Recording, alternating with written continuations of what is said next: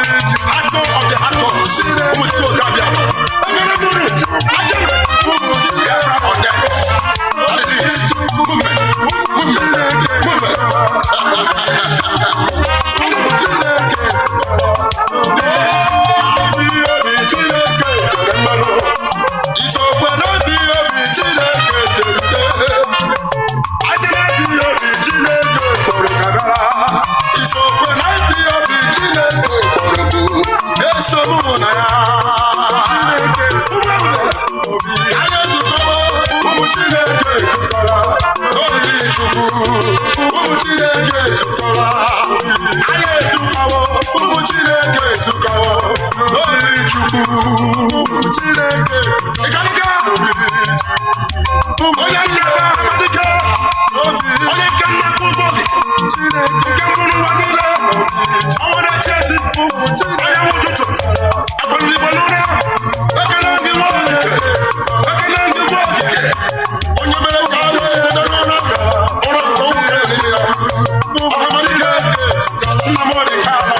Nnamdi Kanu ekele ndị ezi omume onye nzọpụta mpụ onye nzọpụta nke ibu niile ekele ndị Nwachukwu ọ bụ na abụghị ma abụghị na abụghị Nnamdi Kanu ọ bụ na abụghị agba m ọnọdụ ndị Igbo gara n'ụbọchị taa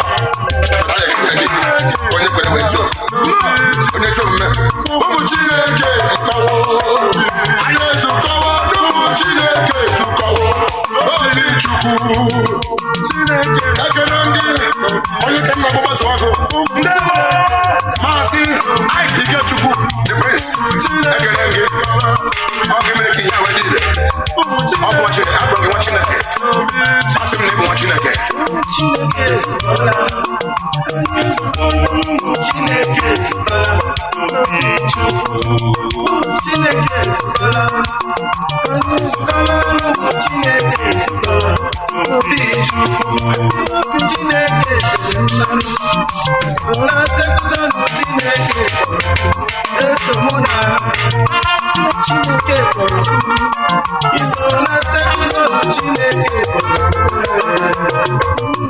Indeed, we are Biafrans. The children of light. We are the first human beings breathed on this planet Earth. We are the children of the Almighty, the creator of the heaven and earth. They deny us our history. The only place you will find the living water, I said, Isi in Kanu. Where you will find the living water is in the land of Biafra. I don't want us to know who we are. The children of light.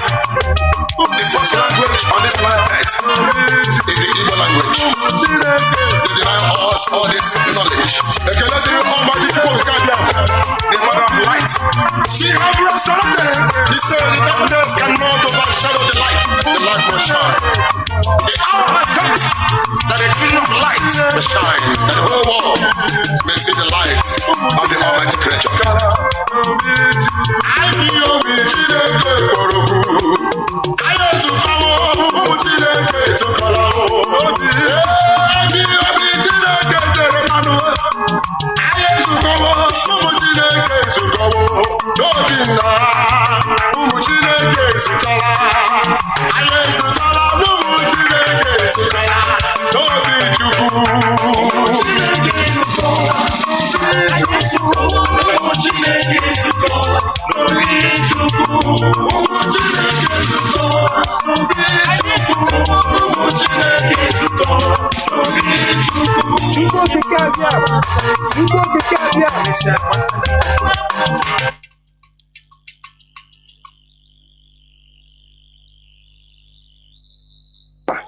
Chukwu na-afụ n'ife afụ na nzuzo.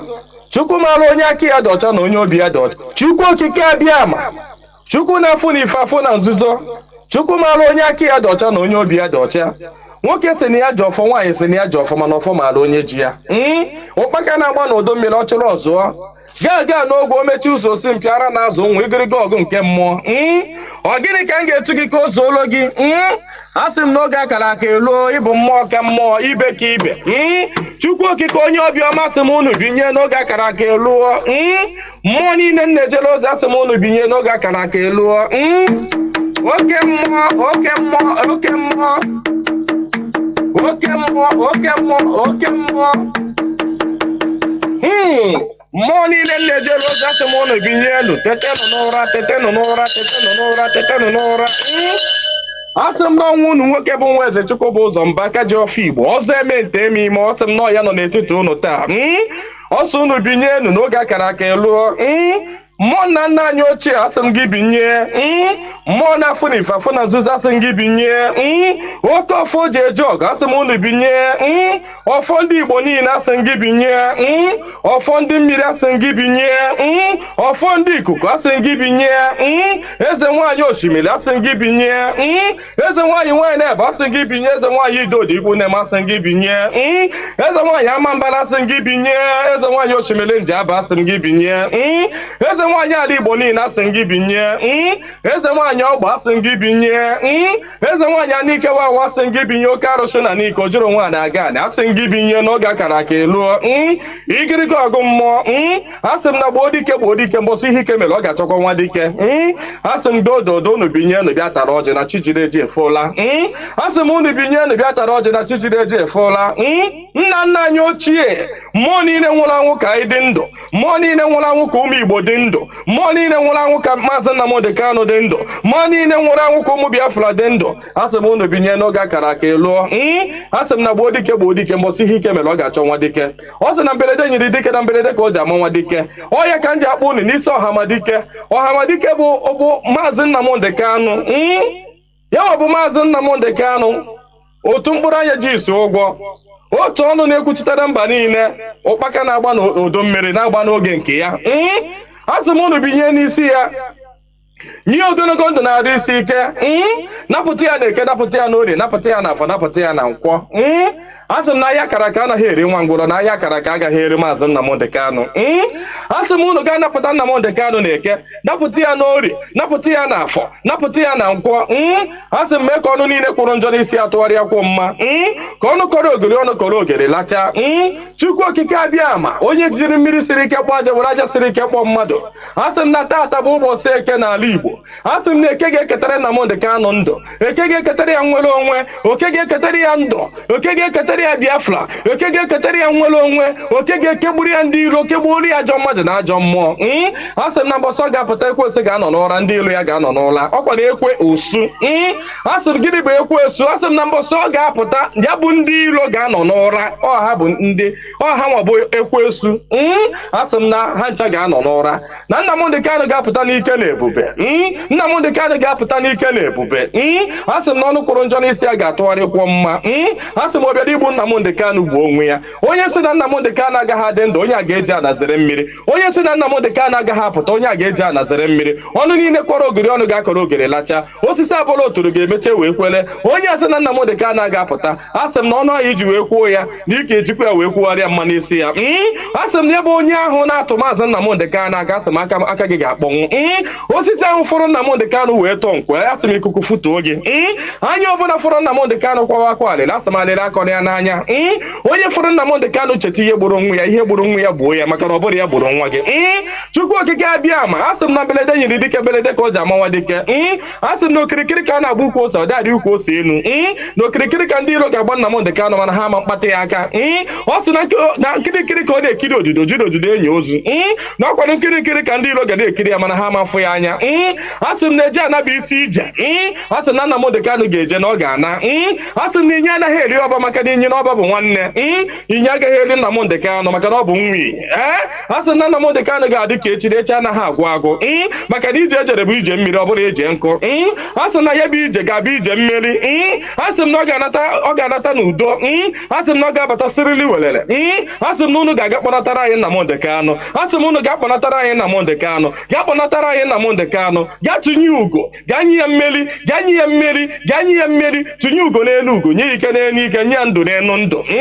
ọkwanụ ndụ ka o ji efu na-efufe unu nye Nnamdi Kanu ndụ onwe ike wee kwụrụ jinjin onwe ike wee kwụrụ wee fuo n'ofufe a sị na ya kara ka anaghị eri nwa ngwụrọ ihe mere ha ji jide Nnamdi Kanu bụ ka nwee ike wee megide ndị Igbo ka nwee ike megide ụmụ Biafra ka nwee ike wee kwuchi anyị ọnụ ka ha nwee ike wee kachi anyị ọnụ ka anyị ghara ikwu okwu ọzọ mana ama m na dododo Chukwu okike abịa ma ndị nwa na ndị nwe mmiri ndị nwe ikuku ndị nwe anyanwụ mmụọ nna nna anyị ochie mmụọ niile nwụrụ anwụ ka anyị dị ndụ mmụọ niile ọ kwafọrọ ọbara ha n'ike maka ihi Biafra asị m unu binyenu asị m unu dododo na ọkwa na unu bụ ihe nwe ike a ọkwa na unu ga-eji ọgụ mmụọ a ọkwa na unu ga-aga bụori ahịa ọkwa na unu ga-aga napụta ya maka na ihe ọ tinyere unu n'aka anaghị ele ule asị m dododo igiriga ọgụ mmụọ eze nwaanyị niile nọ n'ala Igbo mmụọ niile nọ n'ala Igbo asị m unu binye maka na onwe onye nọ n'ụwa na-anaghị aṅụ mmiri onwe onye nọ n'ụwa na-anaghị eri nnu nnu bụ ihe ụtọ si na mmiri wee pụta onye ọbụla na-eri ihe na-eri ihe dị na mmiri onye na-asa arụ ji mmiri asa arụ onye ọbụla na-eme ihe ọbụla ọ na-eme ji mmiri eme ya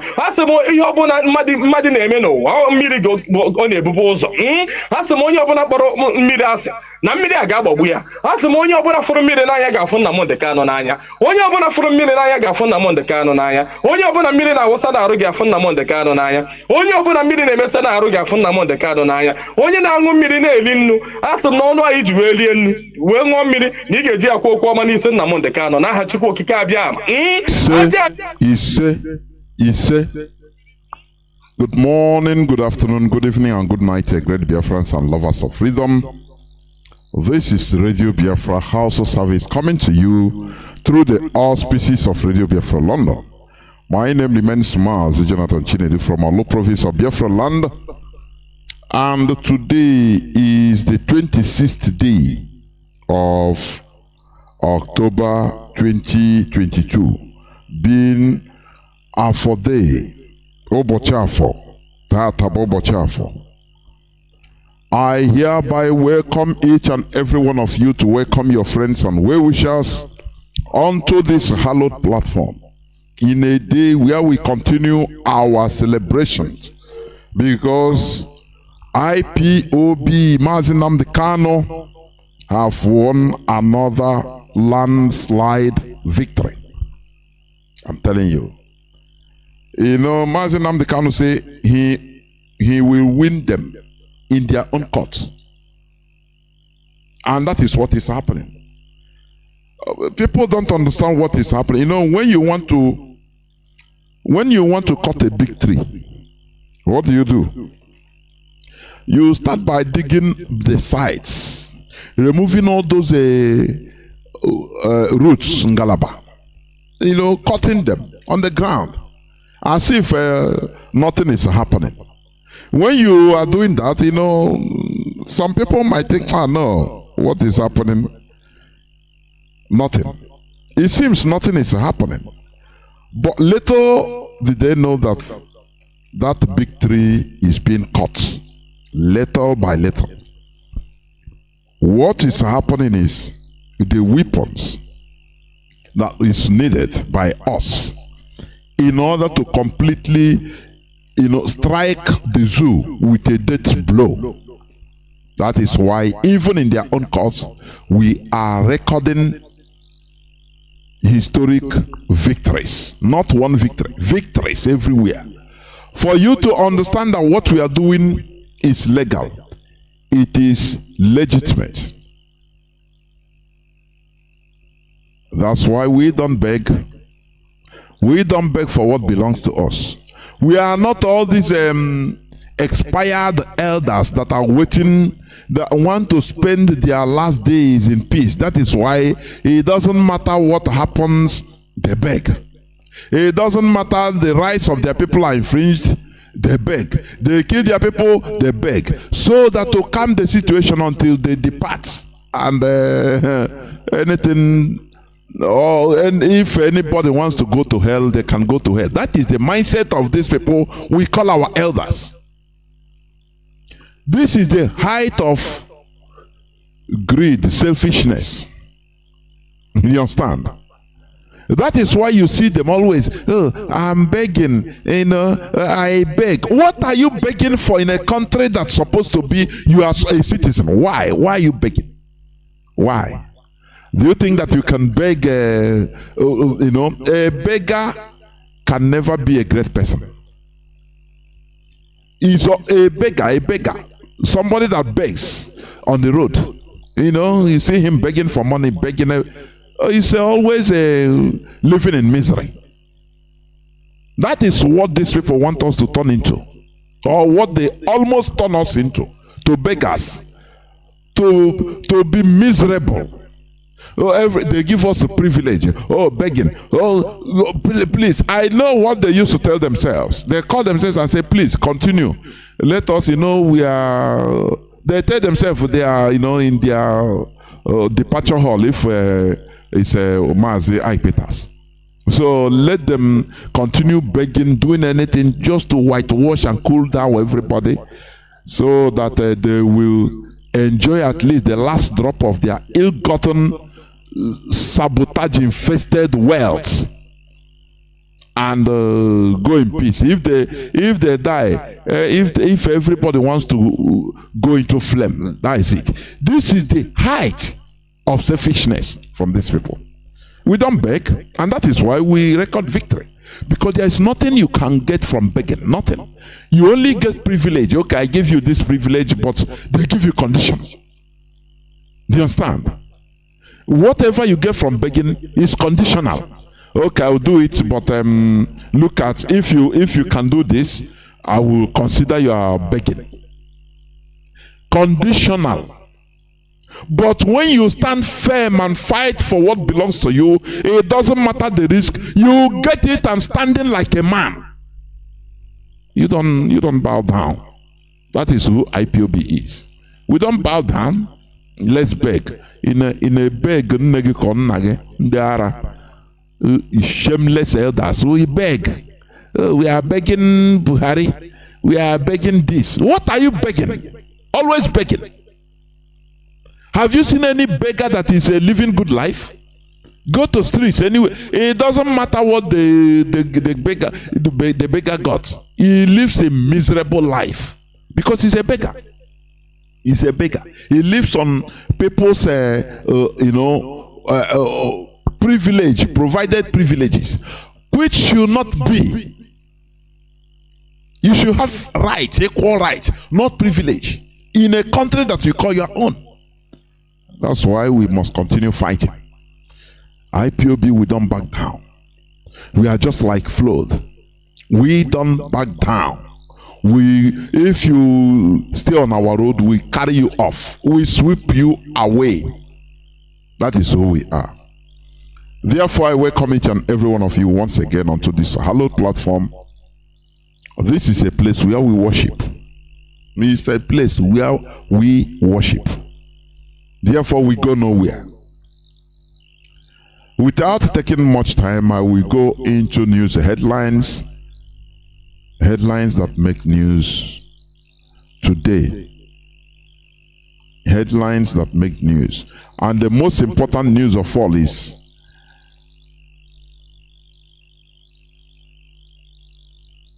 about court orders federal government to return Mazi Nnamdi Kanu to Kenya. Awards him 500 million damages. There is another winning. Do you understand? The latest. Because he was renditioned. He was extraordinarily illegally renditioned.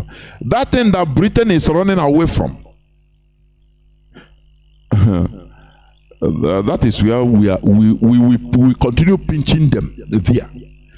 Because no courts, normally, no courts have any jurisdiction, any right to try our leader in Nigeria.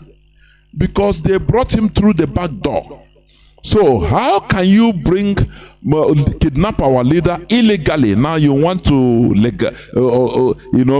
make things, try him legally. It's impossible.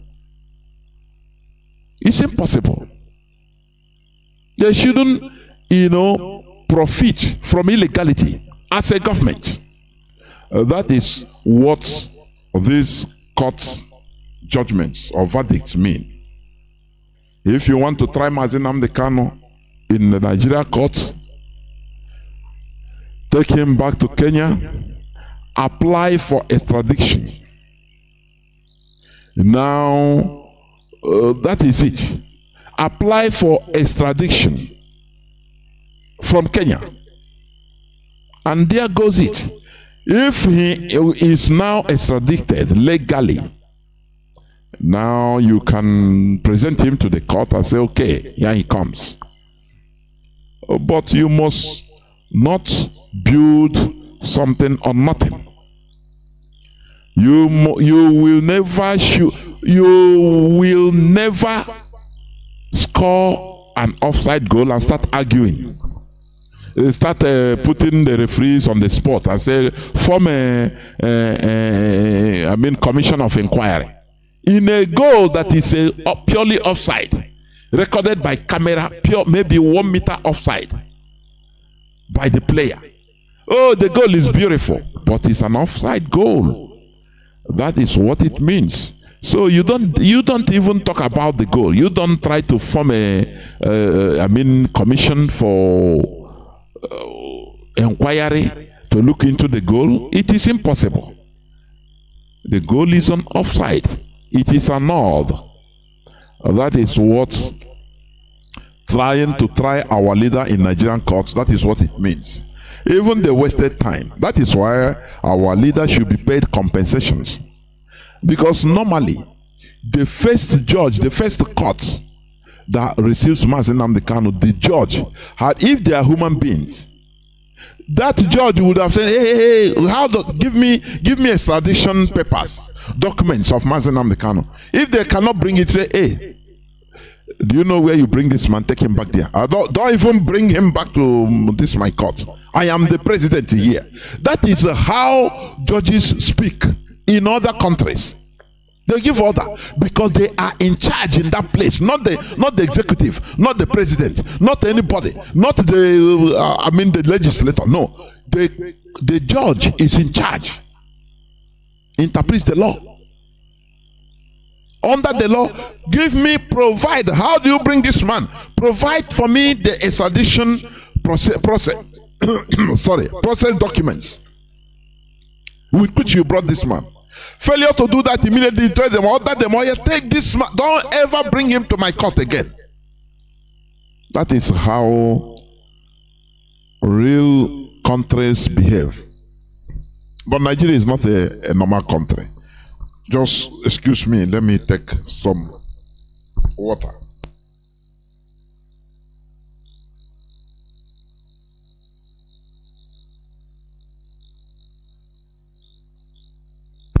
But in the case of Nigeria, being a zoo, they have detained our leader illegally for more than 1 year. And here, they are running from pillar to post. The Nigerian government do this. You know, I tell you, the Fulani Caliphate.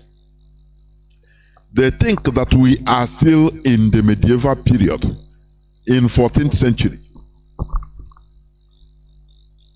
even in 7th century. That is their mindset.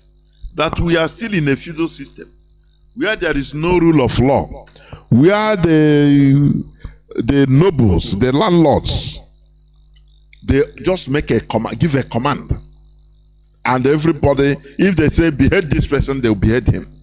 No, we are in a modern 21st century, in a republic, for that matter, on paper, though on paper, a republic.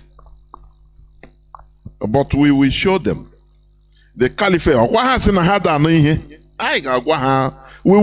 They want to stay in a country with Biafrans. We have stayed with them, right? Mazi Nnamdi Kanu say, after dealing with them, even the Hausas we pursue, chase the Fulani out of Sokoto Caliphate. They don't know. You see what is happening on the social media? The Hausas, they are rising up.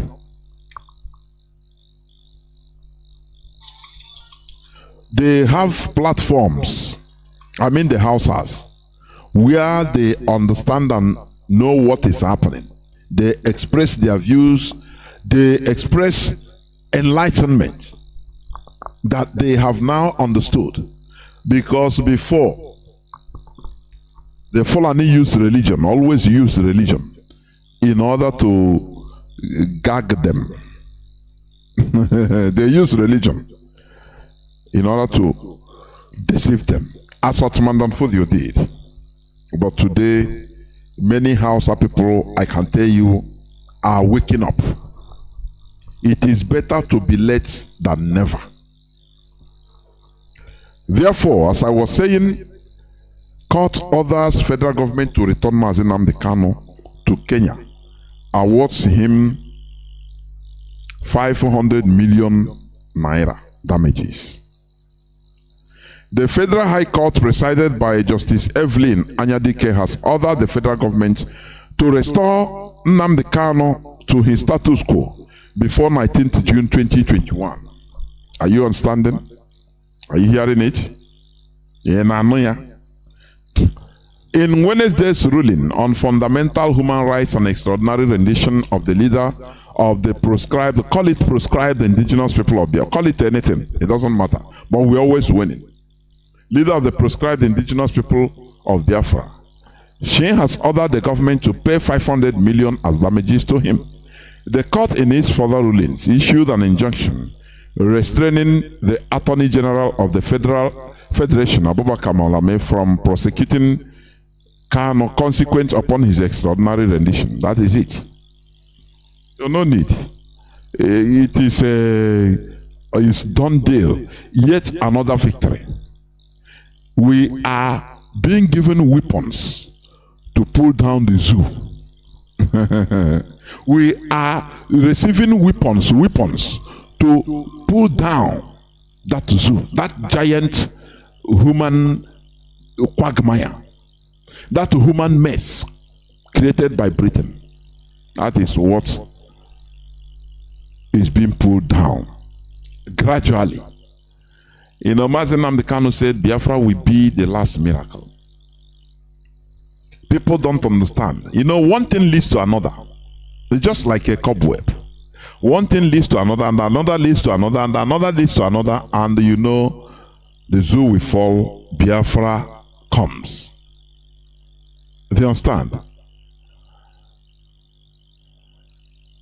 A Benue community rejects article sympathy or sympathy message over bandits' attack. And quite rightly so, because he support them. He said, Fulani, support them. Look at the lynching, the brutal murder of Deborah in Sokoto. The people have forgotten. You know, Nigerians are 15 minutes people.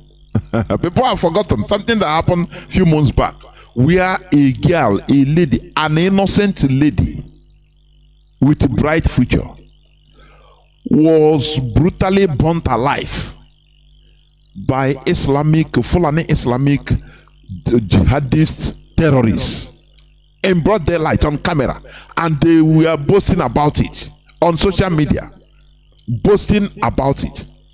The same way when they killed the Gideon Akaloka, they cut off his neck and they were going around the whole streets with his neck.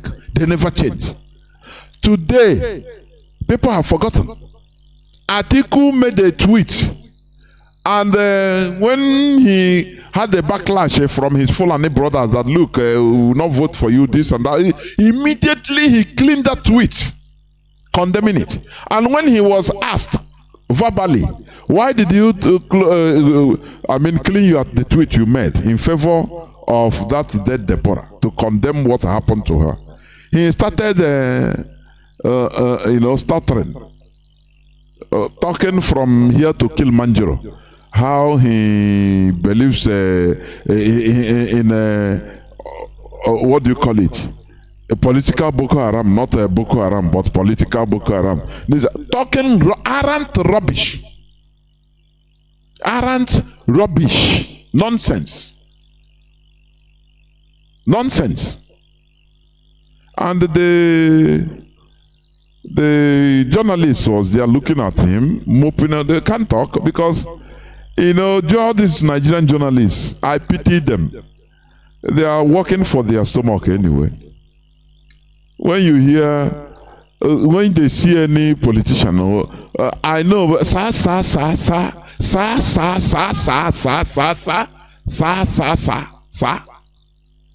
very miserable life Nigerians are living, honestly. Highly miserable life. Benue community rejects article's sympathy message over bandits' attack. They support them. They are the people that give them guns, but after they come to play politics, play lip service. People are opening eyes, so people are opening eyes. You understand? It's no more business as usual. You know, as we had it from the military intelligence officer that revealed that many Boko Haram are now in Asorok, in the Senate, in Senate House, in every organ of Nigerian government. So these are them. That is why the Benue community being killed by the Fulani terrorists. That's why they reject. They say this is the normal political gimmicks. You know? So they are right. People should stop being, their lives being used playing politics. Do you understand me? People should rise up. People should rise up. And I think now they are reprinting Naira notes. You know, instead of facing the reality, they are just beating about the bush to loot money. You know how much this reprinting, the designing will cost? They don't tell people. They don't tell people. Instead of going to the grassroots of the Nigeria problem, and the grassroots is Nigerians. You know, you have to love your country before you become patriotic. Nobody is a Nigerian. Nobody is a Nigerian per se. It's just people that are unfortunate enough to find themselves in that geographical entity. Azikiwe expressed it. Obafemi Awolowo expressed it. Ahmad Bello did the same thing. That they are not nobody is a Nigerian. As you have the French, the English, the Spanish. No, nobody. And that is the reality. Oh, today they will design Naira. Tomorrow they will change a flag. Next tomorrow they will say no. It is to change the national anthem. All these are efforts in futility. Efforts in futility. You don't solve a problem by going around it or avoiding it. You face it head on. Who is a Nigerian? That is an important question. But nobody has ever asked, who is a Nigerian? People, you know, in India, it's what liberated India. That question, that's small question, that small sentence. Onyebu a Nigerian. What is the criteria of being a Nigerian? Who is a Nigerian? It's a question, little question. Indian, fortunately, he's a Muslim. Muslim Indian asked. He said, no, before we have this independence that we are gallivanting, that we will have independence, let us define an Indian first. Who is an Indian? That question ricocheted to the heads of every India. It became a national discourse. And that led to the real structuring of India, real India. That is why Britain has no power over India today. You don't see British High Commissioner gallivanting all over from Delhi to Calcutta, telling them that India, unity is non-negotiable. No, it doesn't happen. Only in Nigeria, because Nigeria never answered that question. They never asked themselves that all important question: who is a Nigerian? Fulani, they come and tell you that every Fulani in this whole world is a Nigerian. You enter into Nigeria, have the right using Nigeria resources 100%. So now others are everybody keep quiet. Who is a Nigerian? People should ask this question. Make it go viral. Let it be a national discourse. Because that is what we are asking for. For people to answer, who is a Nigerian? Are you a Nigerian? In a referendum. That's it. So that people we shall know in a referendum. Without it, if you want to redesign Naira, if you want to do this and that, it cannot. Nothing. It's not a solution. They are just doing, when they do all these things, they are being paid every month. They are receiving salary for doing nothing every month. So that prolongs the sufferings of Nigerians.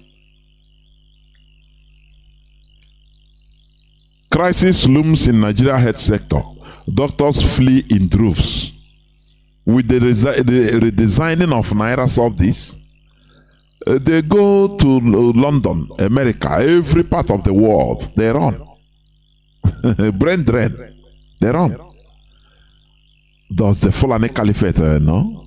Does they care? They don't care. If they are sick, they fly their children. Or if they have a headache, they fly to Europe or America. Remember when Aisha Buhari came and made an open statement, revelation, that there is no paracetamol even in a Aso Rock clinic. Do you know that? Aso Rock clinic, no paracetamol, nothing. Upon the huge budget that is being allocated every year, no paracetamol there. There you know that these people are criminals. These people are more than criminals. They loot.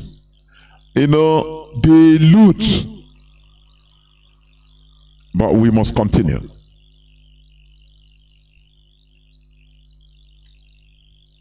I will go into the topic of today's submission.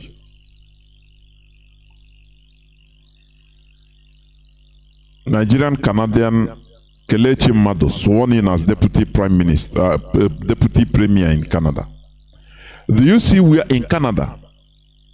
Do you see where meritocracy works? Do you see that? Not he's from my tribe, he's from my community, he's my brother, vote for him. Animals, animals, I used to say animals, they must behave like animals. Animals will behave like animals. That is sure. If you wake up today, you see a dog talking, speaking English, you will run because it's not his way. Animals a dog must bark. Yes, it's confirmed. There is a dog. He's barking because that is his way. Look at Nigerian politics. Look at their electioneering campaign. Just look at. It doesn't need the Yoruba, doesn't need the Igbo. We the North. We did the North. Look at people, medieval people. That you want, they don't care about who made it sit. What matters to them is, a Northerner. It's a Fulani. Now they are talking about not. Mietiale is no more there. They have gone down. They have gone down. They have disappeared into thin air. Now all they brought out is not. Animals. I'm telling you, animals in human skin. Look at their politics. They don't talk about things that matter. Only not. How can not? No person can be president apart from not. This is not. It's not. And you see the people, you look at them, you are seeing animals. You are looking at animals. That's why I say animals will never behave like human beings. Animals will behave like animals, always. That is it. A so-called Nigerian Canadian, Kelechi Mado, he is sworn in as Deputy Premier because he merited it. Look at the Prime Minister of the present Prime Minister of UK. Look at him. He's a Hindu. Even there is a video of him performing his cultural rituals at the door of 10 Downing Street. It doesn't matter. He made seats. That is why people support him. That is why you are dying to go to England. You are dying to go to Japan. You are dying to go to where do you call it? Anywhere, any developed countries. That is why you are dying to go there. Because of all these qualities you don't have. You know, you don't take the best. All that matters to you, he said, oh, this one, is not Onyamini, please. You go to mosque and, demonize Onyamini, block the heads of Neanderthals. Block their heads with religion. No, this is a Christian. This is a Muslim. Christian and Muslim that didn't come from Africa. Origin from Middle East, partly in Europe. Now Africans are dying for something that is not local, indigenous to them. Does that make any? Sometimes I think all these things. I say, look, who did us this? Does that make any sense? We start defending what we don't even know. Only believe. We believe. You are an idiot. The way I used to see people defending, you standardize yourself with a Quran, with a Bible. Everything you quote. I put it in my, according to research, it is proven that, religious people tend to be less intelligent than non-religious people. On average, this is a research, scientific fact. Do you know why? Talk with any person religious. If you are talking of maybe, theories, scientific facts, maybe of going to moon, how human being is advanced, he will bring quotation of Bible there, and the Bible say, and the Quran say this and that, and you look, say, can't you reason like human being and Quran and Bible? Remove all these things for goodness sake. Must it be, must it be in your mouth? Must it be in your mouth? They standardize, they limit themselves with all these things. Whereas real human beings are progressing. They don't have any limitations. Do you understand? All those things are used just as human beings under them. But in the case of Africa, they allow religion to be their ceiling.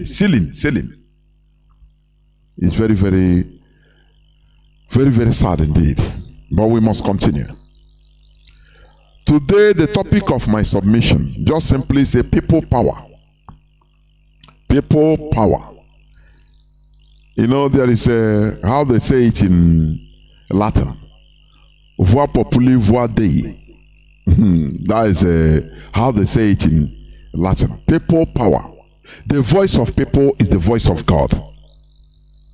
You understand?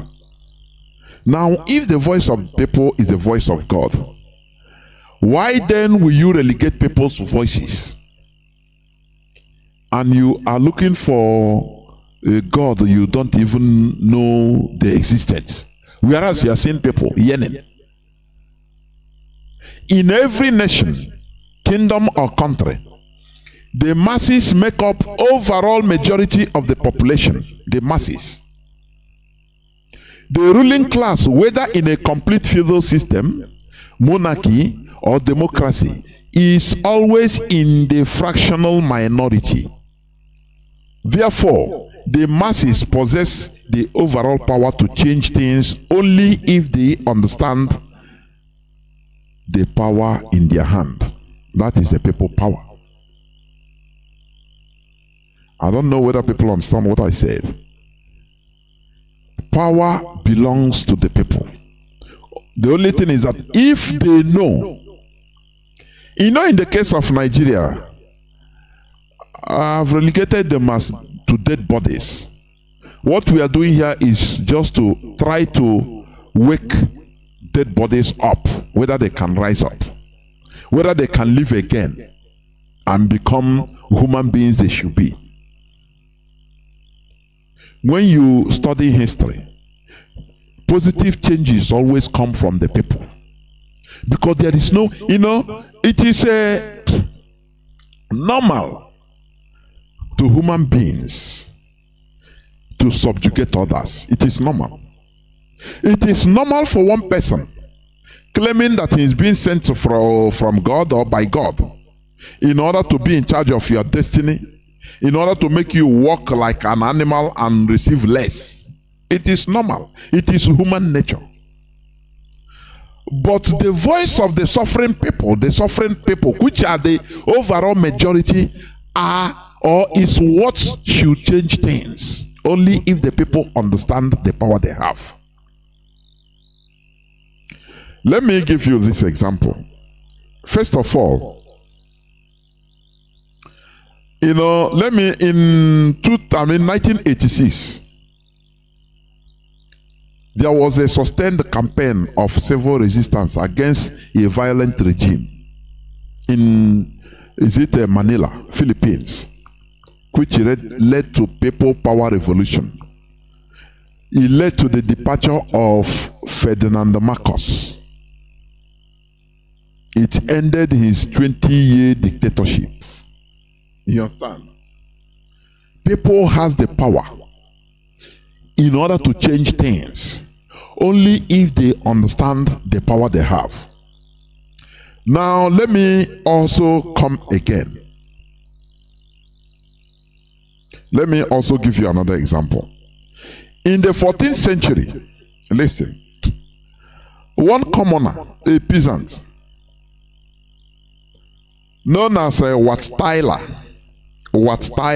W-A-T-T-Y-L-E-R, led the English peasants in a revolt against the harsh work life of a feudal manor.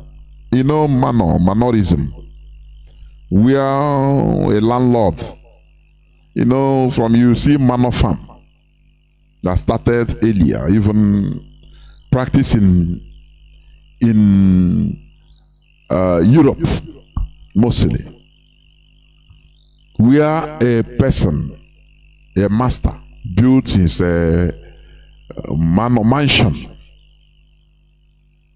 in charge. It's part of feudal system, being in charge of feeding people and them paying, working for him. He has his group of workers. All they do, they can never rise up. Only they are profiting food. Just like you have in the northern Nigeria, the caliphate. It's feudal system. Every morning, the Almajiris, they line up in an Alhaji's compound, very big mansion compound. He will come out, or he will send people, they will do tea, share them 1/4 piece of bread each. Anything, his word is their command. If he tell them, run, go and kill Almajiri, destroy Onyamiri's properties, they will do it without asking questions, because they are feeding from him. And they will never go further. Only food, just food. He keep them like animals. You understand? For you to understand the situation of that feudal system, feudal manor. Okay, let me start again. In late 14th century, one commoner known as Wat-Tyler led the English peasants in a revolt against the harsh work life of the feudal manor.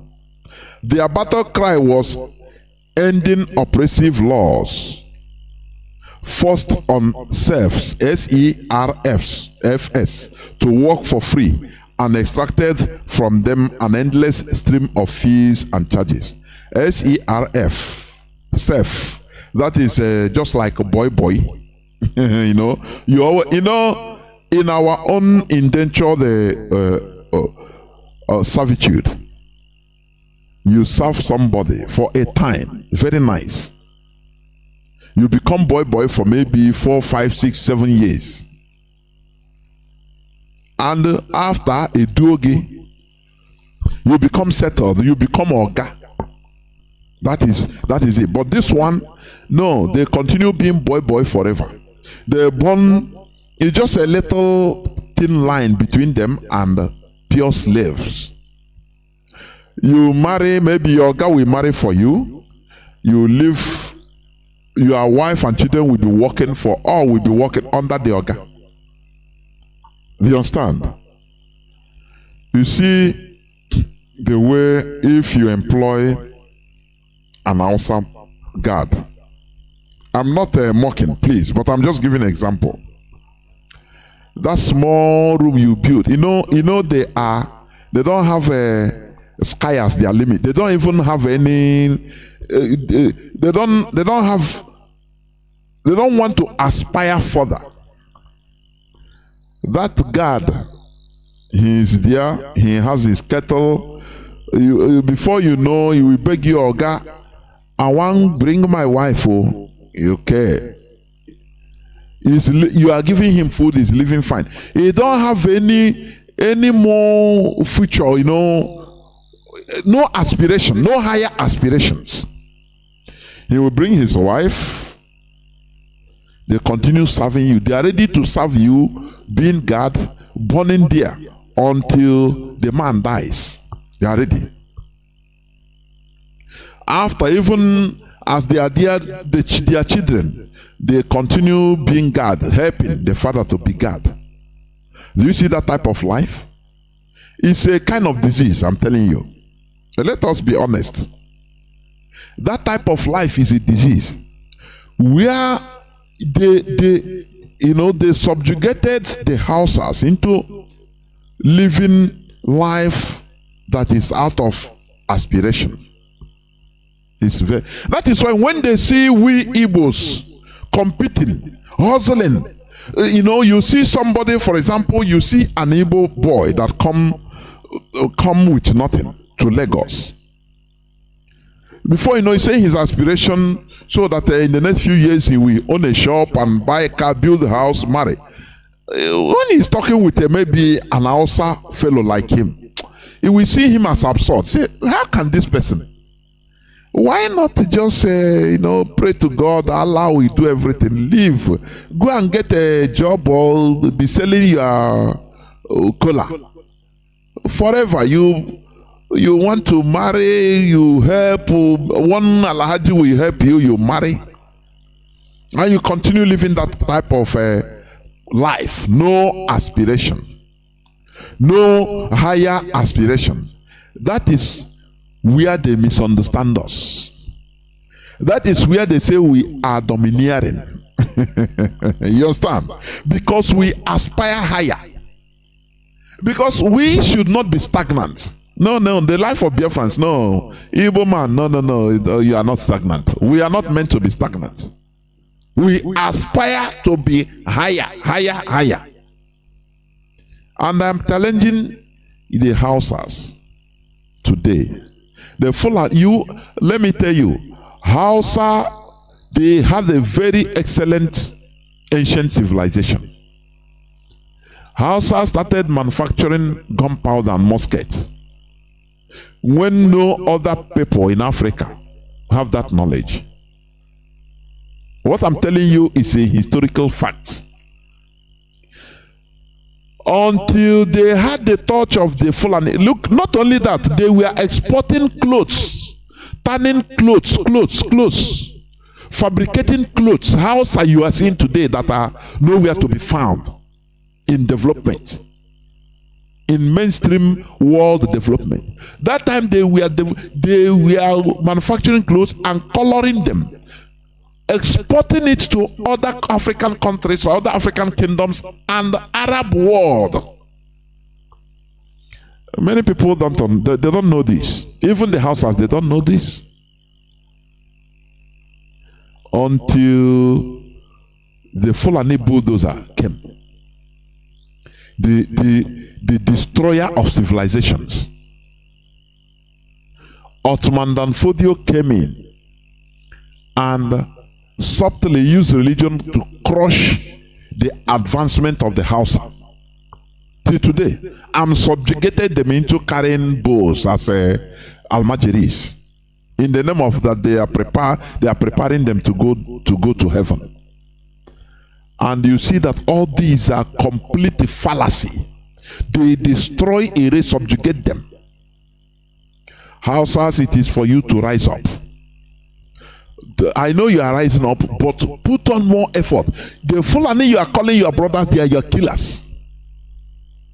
They have emirates everywhere, putting their own people. Even governors, they are where you have a community, a local government of Hausas. One Fulani man there will be the chairman of that local government, the governor, the political representatives. And they are telling you that, oh, you are one, oh, we're Northerners. And when are you going to learn? I'm asking. When are you also going to learn? I know you are learning.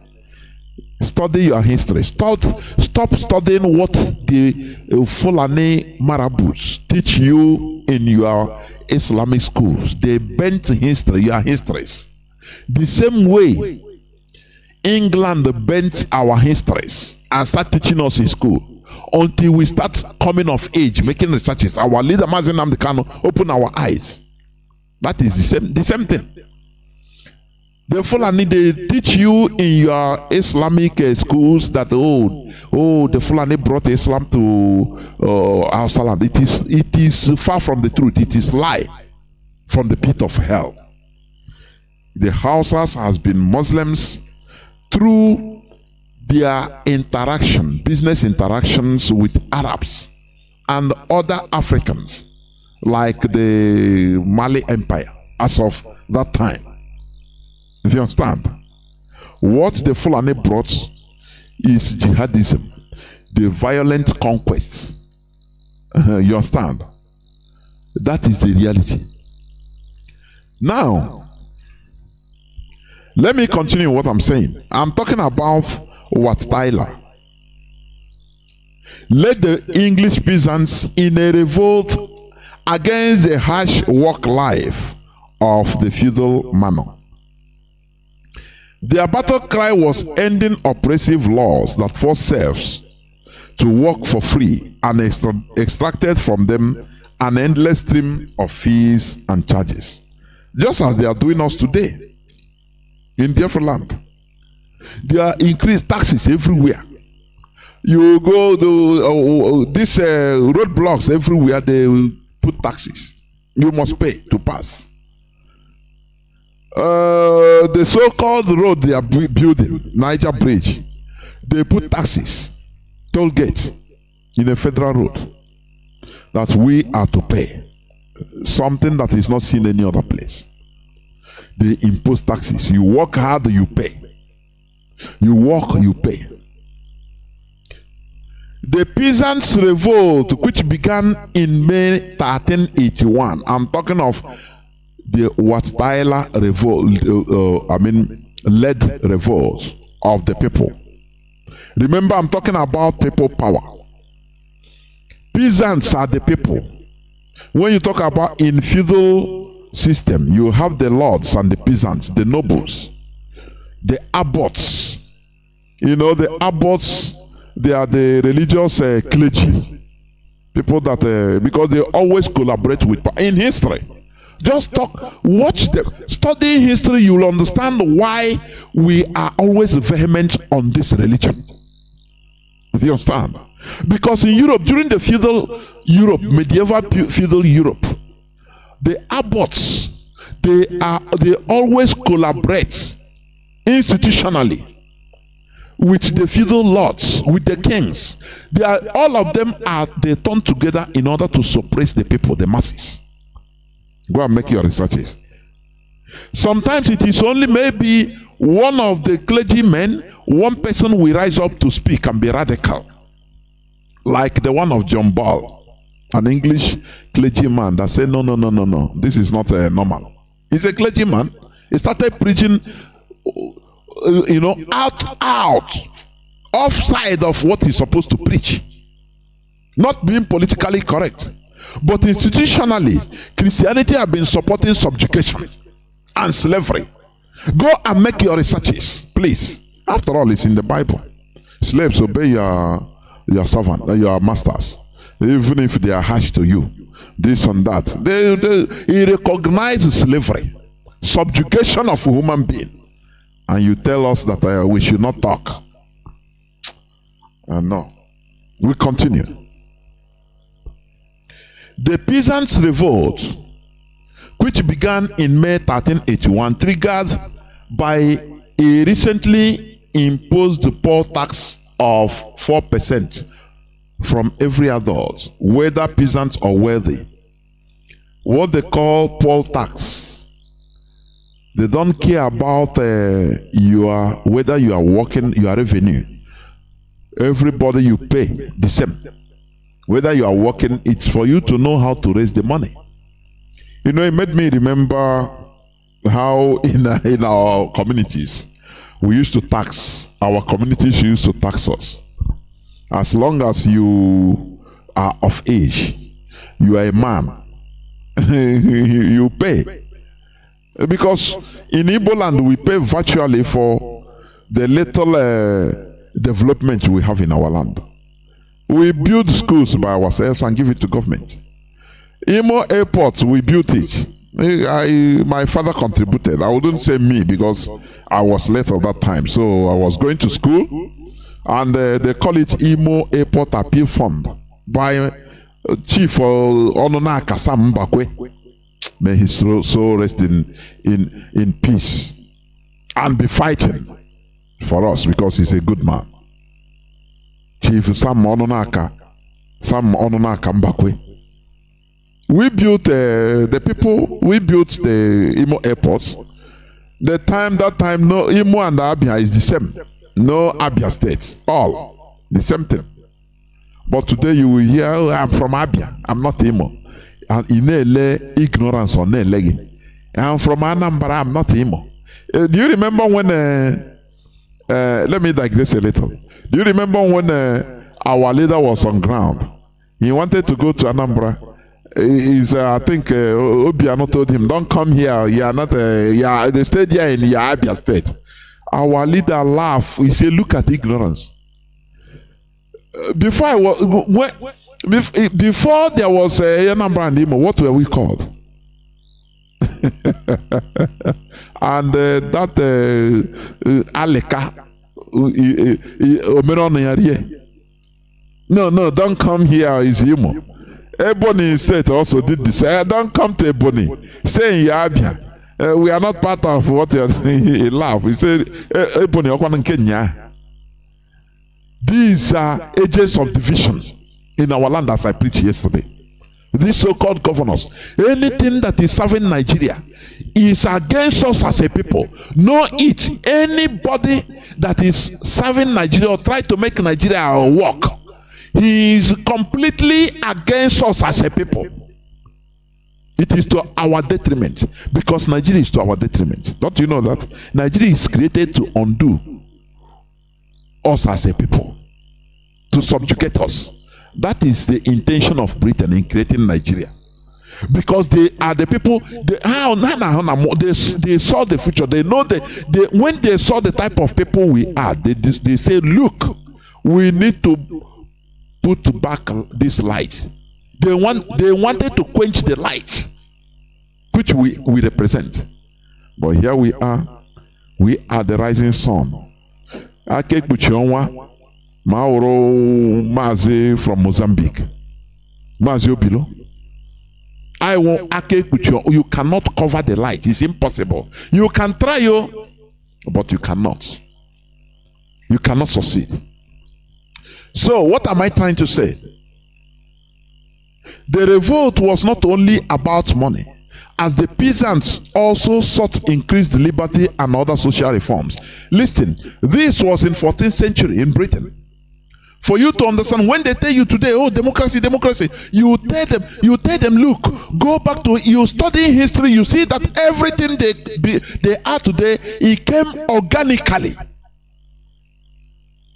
A time comes when people start charting their way of life. It's not easy. People fought for it. It wasn't easy. This Mark Water Tyler, he was even beheaded, decapitated, and his head was carried all over London, the streets. He was killed by King Richard II. For you to understand that the actions of the Fulani Caliphate, the savagery of the Fulani Caliphate today, when they kill the Akaloka, they go with the head everywhere. It is the same thing that Britain did. They will tell you the Africans are savages. Look, these Europeans, they were more savages than Africans. Well, if you study history, sometimes I will just be laughing because people are ignorant. Europeans, they were cannibals. It's human nature, human beings. It is human evolution that changed many things as time goes on. That is the reality. But if they are talking about Africa, you are presented as if Africa is Africa is just like that. That they didn't do like that. They come from another planet and be who they are. No, it was a process.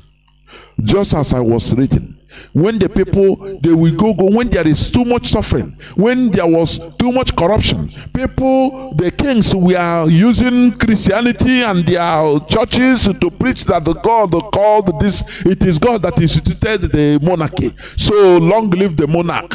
Any person that rises against God will punish you, and the monarch will kill him.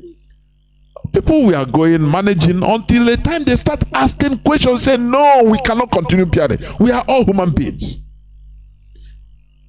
Every time there must be either one person or group of people that will steer people up, wake people up to understand that look, what you are going through is not normal. That is the people power. People rise up. You know, sometimes I see people saying, in Nigeria, why this is not the people that can do anything. It's only when our politicians join, they will be in the forefront, and we follow them. I say, these people, you are either mischievous or directly ignorant. How can your subjugators be in the forefront to stop themselves from exploiting you? Is it possible? This is the mentality that led to the duration of almost 400 years of transatlantic slavery. Do you know why?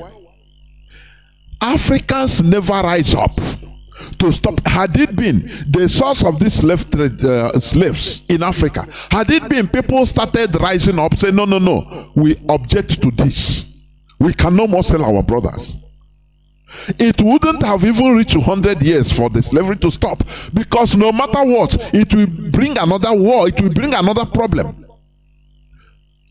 But the Africans were making money out of it. To the extent they don't even want. It is still the same people, the white people that we are gaining. Say no, this thing is not morally correct. They started fighting it from Europe, from America, down to Africa. Africans were still selling their brothers illegally, because before it was legal, open. Now when it was banned, Britain has to use their navy in order to enforce it, even to the coast of Africa, for you to understand how cursed this race Africa is. They never initiated the stop of slave trading. They are selling their own products. They continue profiting. That is why what is happening today in Africa, unless the people rise up, you see these managers we call presidents and prime ministers in Africa, being in privileged positions, instituted by the colonial masters of Europe to continue managing, subjugating the people. They will never do anything to stop unless the people rise up, I'm telling you, because they have done it before. The gains they were making in transatlantic slavery, selling their brothers, they didn't have the morality to say one time, say, nah, this thing we are doing is not, we should stop it. No.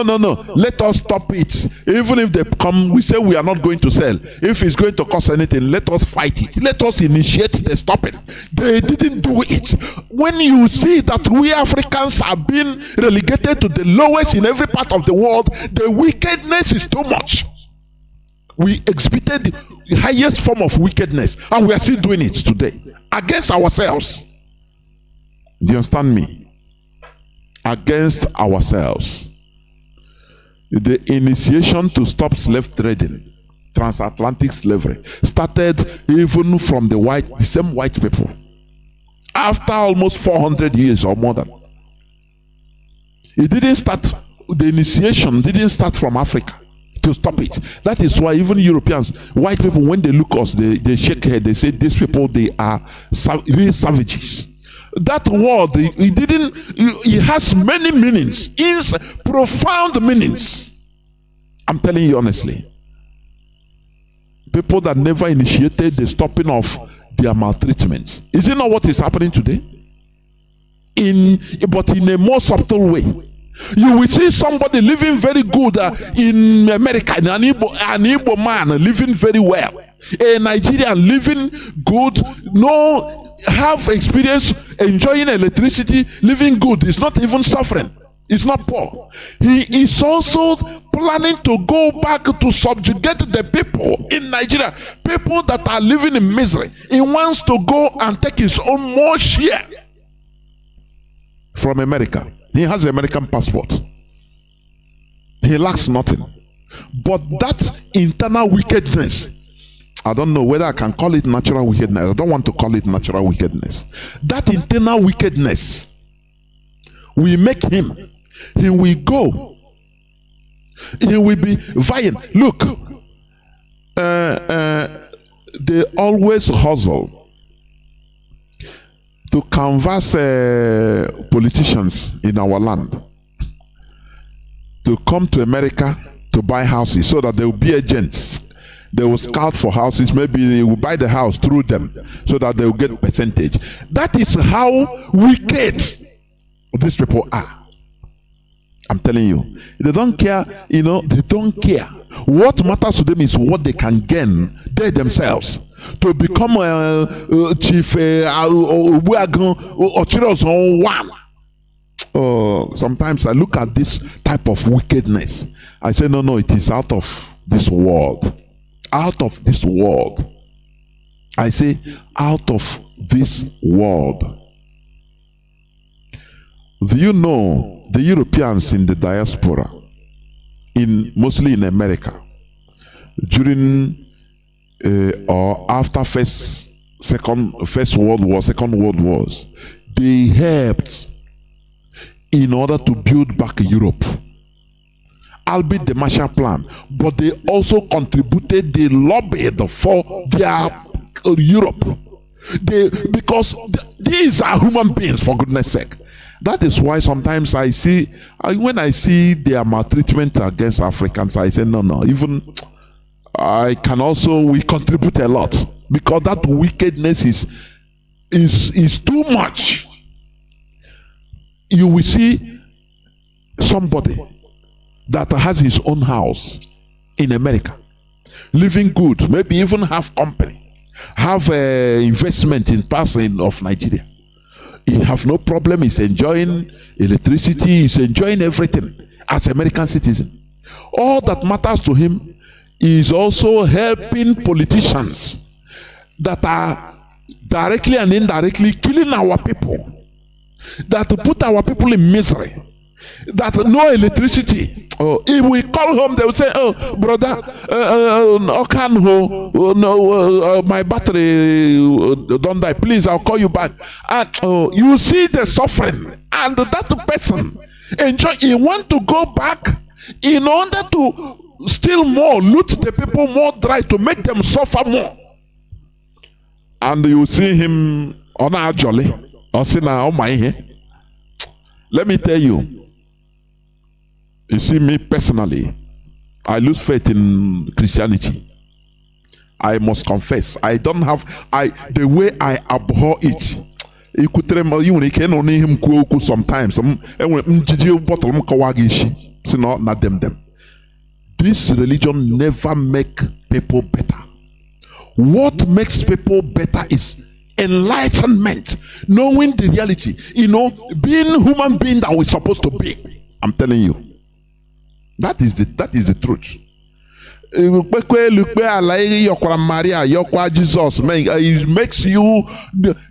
It changes nothing in you. It is enlightenment that made the Europeans to start thinking that, look, no matter we are gaining from slavery, but time has changed now. It is time for us to say no, to abolish it. Not Africans. It didn't start from Africa.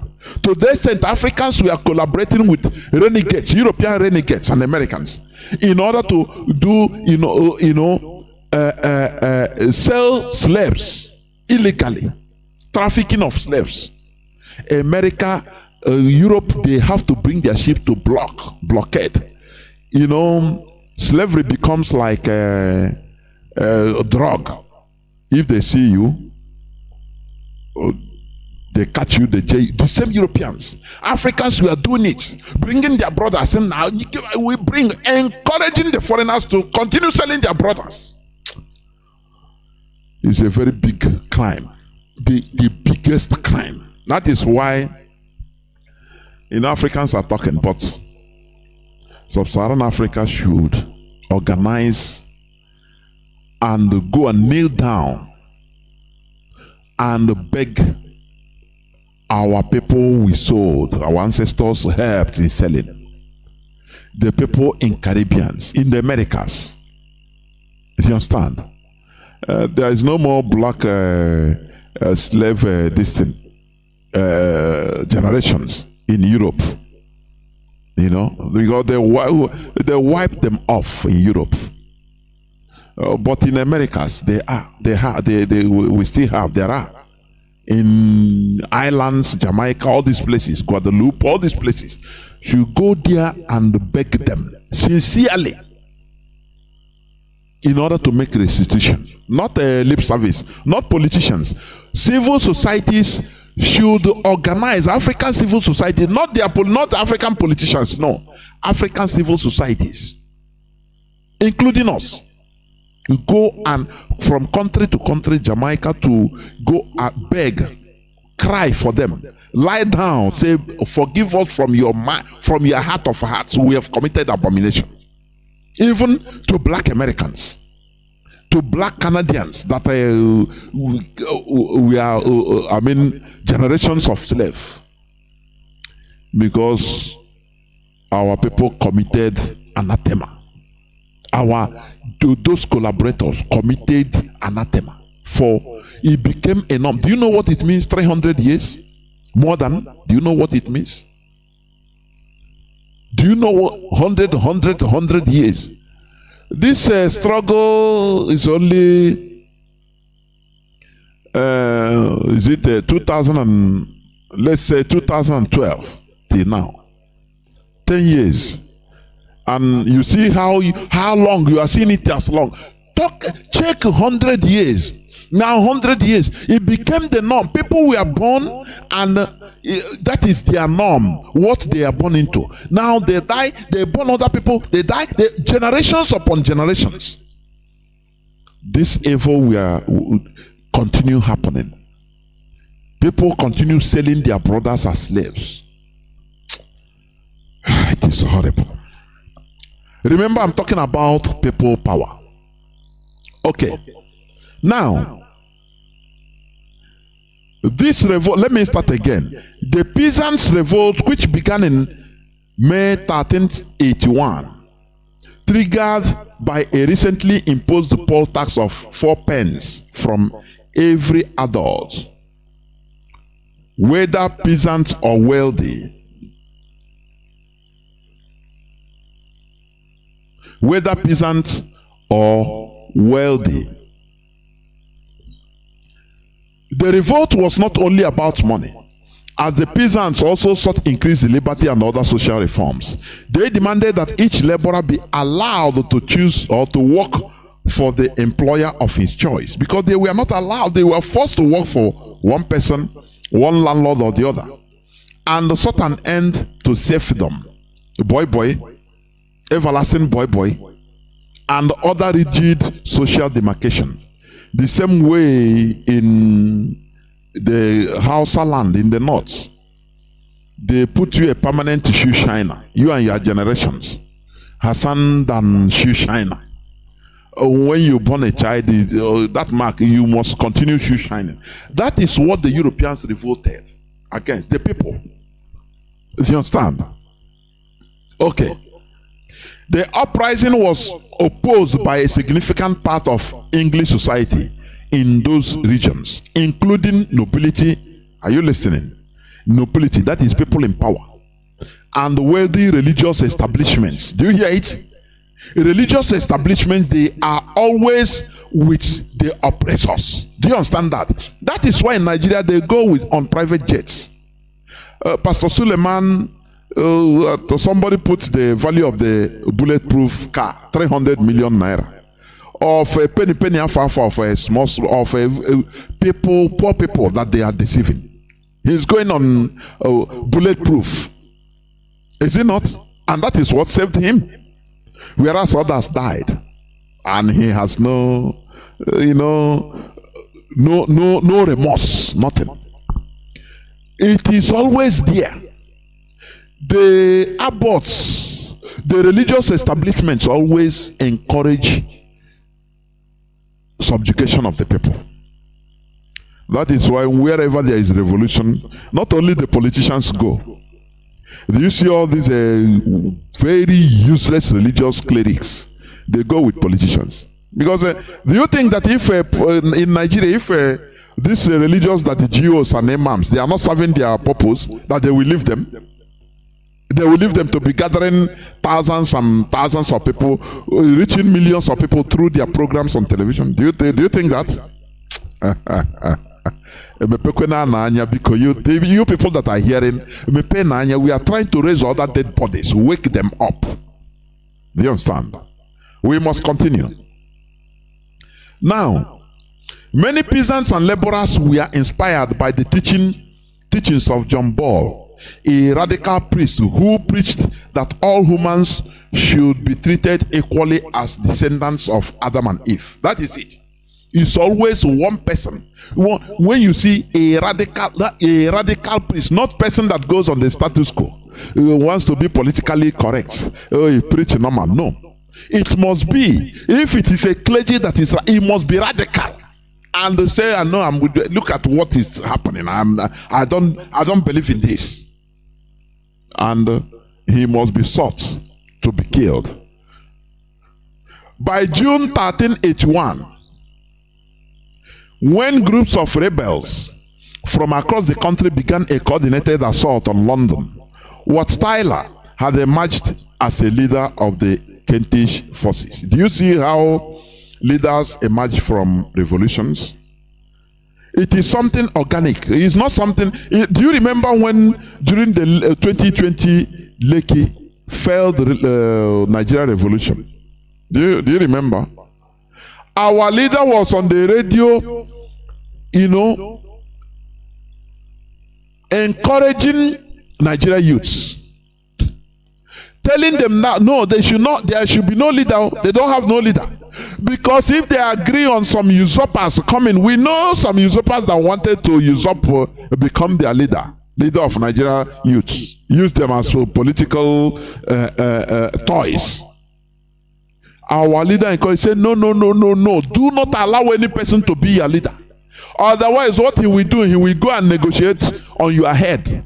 They will give him money and he will come and say, okay, go home, we have accepted. No, it is not like that. Revolutions are not like that. Revolutions must go on without no head, without no leader, until what they achieve. The achievement is what? The whole bad political status quo, we are chased away. And now out of that, once all this, the houses were cleaned, you will see naturally Leaders will emerge from that revolution. Direct. It is not no person will say I appoint you. No, they will just people will just naturally people will stop following them. Say, look, this is a leader.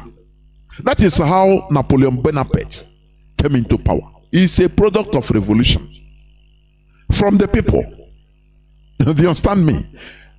But when you go, they say, okay, when it case mayor, this is a leader, so you have know that it's failed. Revolutions don't even have a leader. They don't have a leader. It's a spontaneous reaction of the people against the injustice they are feeling, what they have been feeling or nothing inside. Do you understand? No person comes out and says, yeah, you're a leader. No, this person is a. If you have a appointed leader in a revolution of the people's revolution, now the status quo, the politicians will go and strike a deal with him and sell everybody. And he will come out to announce that, okay, we have agreed, people should go home, please. Now, the government, Nigerian government will now give him military as a leader in order to suppress. Say, as you people don't want to hear, oh yeah, military, come and kill everybody. Because that is how they do. But once everything is clear, now natural leader will rise up. That is how this McTyler rose up. Do you understand? Okay. On 13 June, in that same 1381, the rebels reached the capital and crossed London Bridge. Once in the city, they attacked several targets. That is people power. Destroying legal records, opening prisons, sacking homes, and killing individuals they thought were associated with the royal government.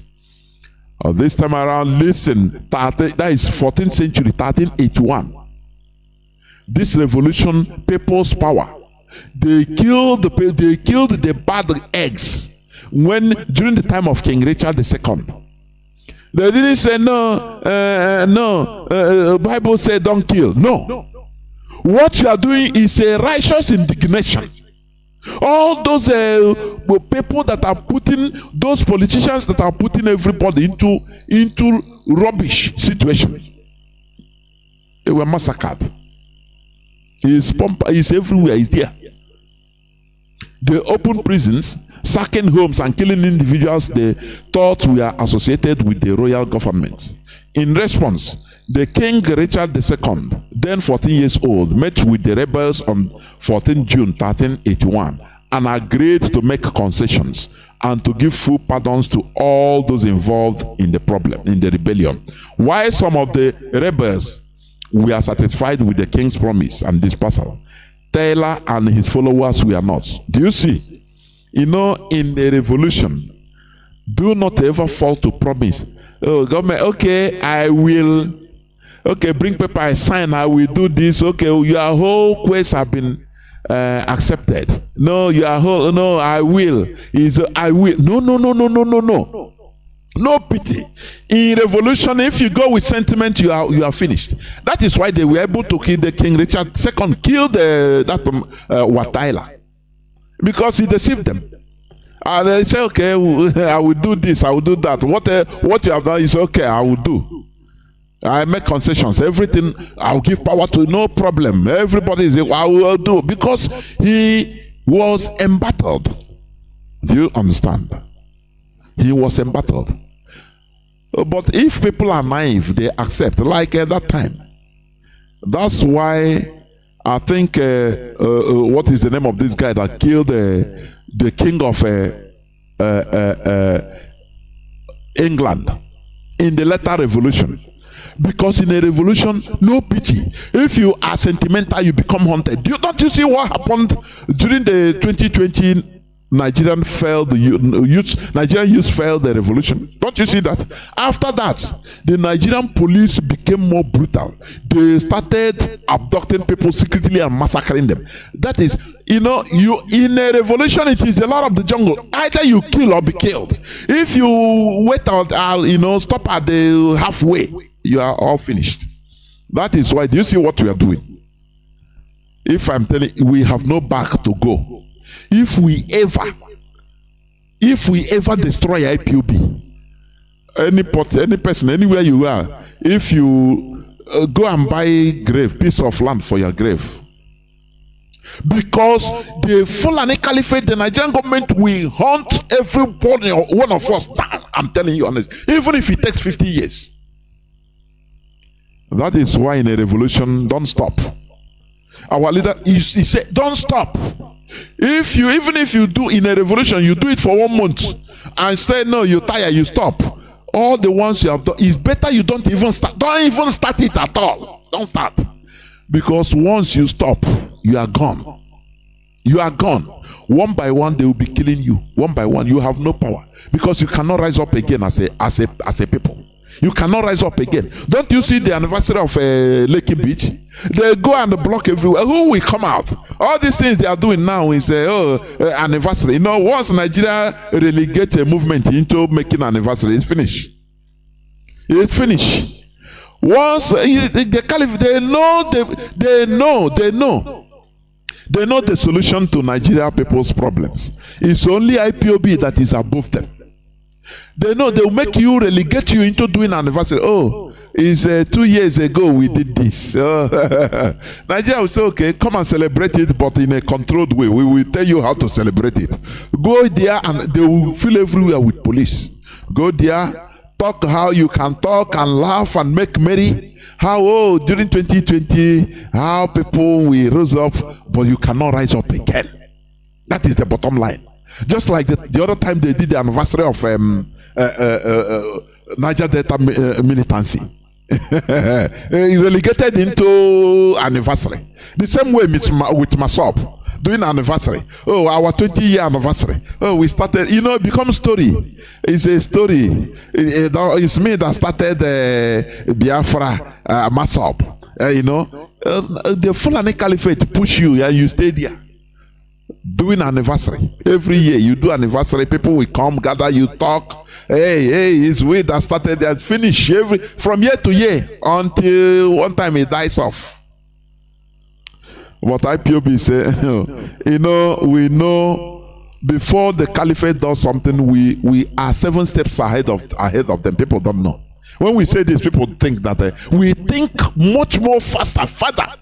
We put ourselves in the Sokoto Caliphate's mindset and say, okay, if I'm here, I'm subjugating these people. How do I reason? How do I solve this issue? Now we solve it like them. Now we say, okay. People don't know the think tanks in IPOB. People don't know. But we must continue. Remember, I'm talking about people power. People power. Power belongs to the people. Only if they know. That is the condition. Only if they know. If you know what is in your hand. If you are naive, if you are ignorant of what is in your hand, you cannot do anything. You can't. You can't use it. What you don't know the value, you cannot. Do you understand? Okay, we must continue. For ages, people's yearnings have always been the catalyst for positive changes in the society. Though the world powers have devised different means of quelling or undermining other people's yearnings for positive changes. One of such means is the European invocation of the Monroe Doctrine of 1823. Monroe Doctrine. Our brother talked about it the other day. You know, people don't know. This James Monroe, they gave Monrovia after his name. Do you understand? Monrovia after his name. He was the president of America, United States of America. In the Monroe Doctrine of 1823, listen attentively, please, because here we teach history. James Monroe asserted that the New World and the Old World, you know, America was referred as the New World. The Old World is the European, Europe. The new world and the old world were to remain distinctly separate spheres of influence, and thus further efforts by European powers to control or influence sovereign states in the region would be viewed as a threat to US security. In turn, the United States would recognize and not interfere with existing European colonies, nor meddle in the internal affairs of European countries. Do you see why Europe is doing everything in Africa with impunity today? Because they always invoke this moral. If America want anything, you remember one time our leader said he went to the American embassy in London to talk to them about Biafra. He said one agent there, he said, talk from now till tomorrow, we can't do nothing. Our hands are tied. Before we can intervene or do anything in Nigeria, Britain will give us permission. Do you know why? Because of this Monroe Doctrine. I don't know. Please listen attentively, please. Why the Europeans, why France is harassing, ripping poor African countries $500 and more billion every blessed year is because of this Monroe Doctrine. Because this man, the president of, in order to also safeguard, I told you this world is about interest. This world is about, protecting first, considering protecting your interest first. If you see any person or group of people that cares for other people's interest first, know that he is a hooligan, he's not a human being. You must try to protect your interest first and foremost. That is what this James Monroe did. Because he saw that, he was seeing that Europe can still be having colonies in the Americas, and it will affect them as America. So he said, okay, let us do something now. Europe and we America, we will remain distinctly separate spheres of influence. Influence your own side. Africa is your side. Do anything you want with Africa, no problem. But don't come to our side. Once it's in this continent, Americas, both north and south, is our own sphere of influence. So, and these people, they always respect agreements. That is one thing with them. They respect agreements. So, that is what happened. The new world and the old world were to remain distinctly separate spheres of influence. And thus further, efforts by European powers to control or influence sovereign states in the region, that is in the American region, would be viewed as a threat to US security. In turn, the United States will recognize and not interfere with existing European colonies, nor meddle in the internal affairs of European countries. You had it clear? That is the main backbone of the Monroe Doctrine. So that even if they are, as Britain is looting Nigeria dry, sucking the crude oil, America, you go and complain, America, say, Britain, even if America want to talk, Britain will say, hey, remember 1823 Monroe Doctrine. Remember it. So keep off. Do you see how the world order was against us, or is against us, not was, is still against us? This is why the European colonial masters act in African territory with impunity. They loot resources and suppress people's voices in Africa without no problem. But notwithstanding and owing to the impunity of these colonial masters, such as the UK, this Monroe Doctrine should be denounced, reinstated, or reinterpreted in order to make room for American direct beaming of searchlight or their searchlight in Africa on issues of legitimate people's concern, such as that of the Biafra genocide and continuous suppression. That is the thing. You know, this Monroe Doctrine. A time came, I think, from late 19th century, 1898, some Latin American lawyers, they challenge this. You understand? That is how it is done. That is how you know where human beings are existing. They react to issues as, you know, they study the root cause of things, they go and react, they say no. This is promoting multilateralism and non-intervention. The Latin American lawyers, they challenge this Monroe Doctrine. That is the truth. And it was, you know, it was new, another, how can I say, restructured, reinterpreted also in 1933 under Franklin D. Roosevelt. Do you understand? But you know, in Africa we have intellectuals. Oh, we have a son. We have everything.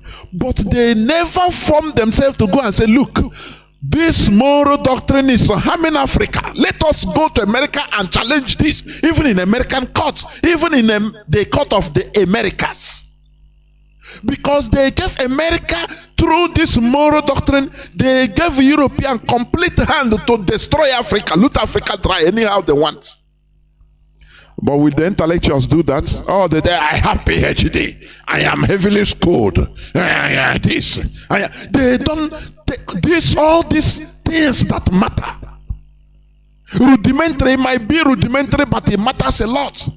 Because all these things, all this Monroe Doctrine is what Europe, is what UK is always pinpointing to America that look, respect the Monroe Doctrine. That is why they cannot, even if, look at how Shell is sucking our oil. Even they bring America to take advantage also. You know, you bring, when you corrupt somebody, his eye become blind. Instead of saying, no, this is not true, this is not right, they say, no, remember the Monroe Doctrine. This hemisphere belongs to us. Africa is for us, so anything we want, we do. It's you that said it, so we leave the Americans for you. You can invade Nicaragua, no problem. You can change governments in anywhere you want in America. That is not our problem. But leave Africa for us. It's our farmland. If you want, if you want, as you know, in order come and take some, so that you know that things the sweet also. Will our intellectuals rise up to challenge this Monroe Doctrine? The time has changed.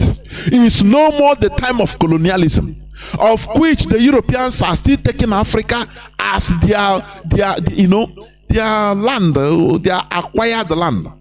Do you know, during the time of direct colonialism, do you know that there was a time Britain was telling France, you know, give us Gambia and we give you Gabon. I mean, he said, give us Gabon and we give you Gambia. Sorry, you know, Gambia is an English colonized country. In a country in Senegal, virtually in Senegal, the same country, but England, Britain go and remove them as a separate country.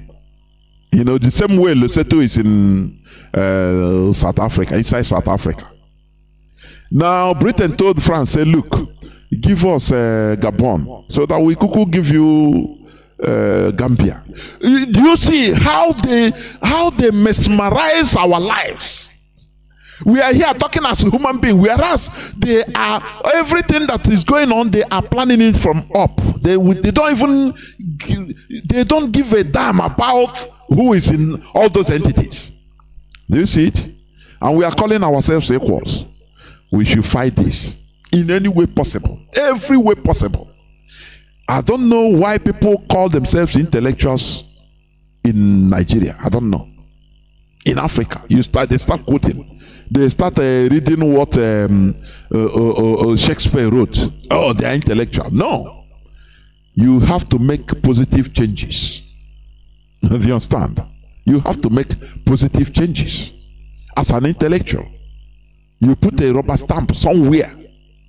If African intellectuals should gang themselves and say, no, let us challenge this Monroe Doctrine, because that doctrine is harming us, is giving the Europeans the impetus to harm us more.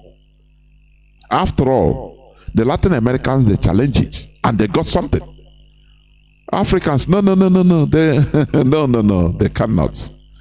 Instead, they become complicit. Once, there is something I see in average African, low life. You rise up to do something, they corrupt you, give you money, you go down, you accept. Very sad, very tedious character, very cheap character. And when you see that we are not respected, it's just simply the thing. Many Africans are buyable. You go to represent your people, they buy you, they give you money, and you stop. You start talking another thing. Very cheap life, I'm telling you. Okay, let me continue, because I will soon open the lines, please. Some of the main reasons for mass uprisings are increasing gap between the wealthy and the poor, declining income of the poor, rising inflation, taxation, religious backlashes, etc. All these and more are taking place in Nigeria. But where are the people?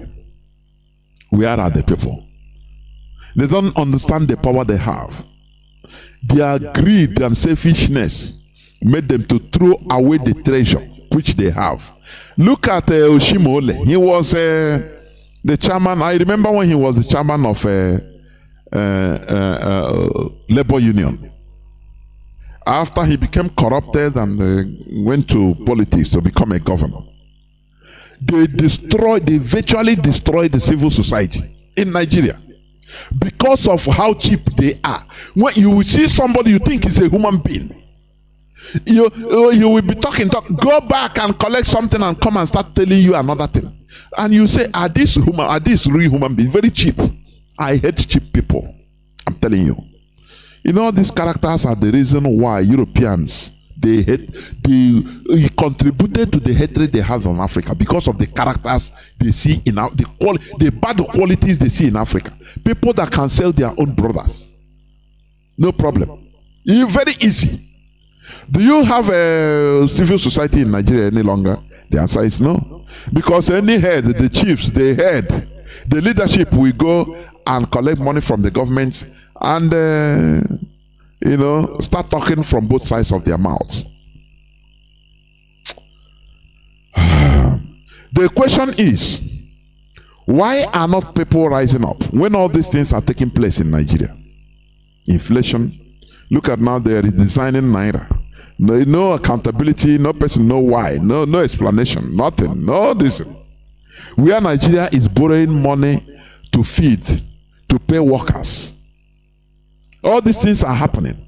Instead, what you see in Nigeria is the people that are supposed to galvanize and rise up and fight against all these demons we call politicians. Instead, they will be dealing with their own fellow sufferers, kidnapping them. You do know that these people are not human beings.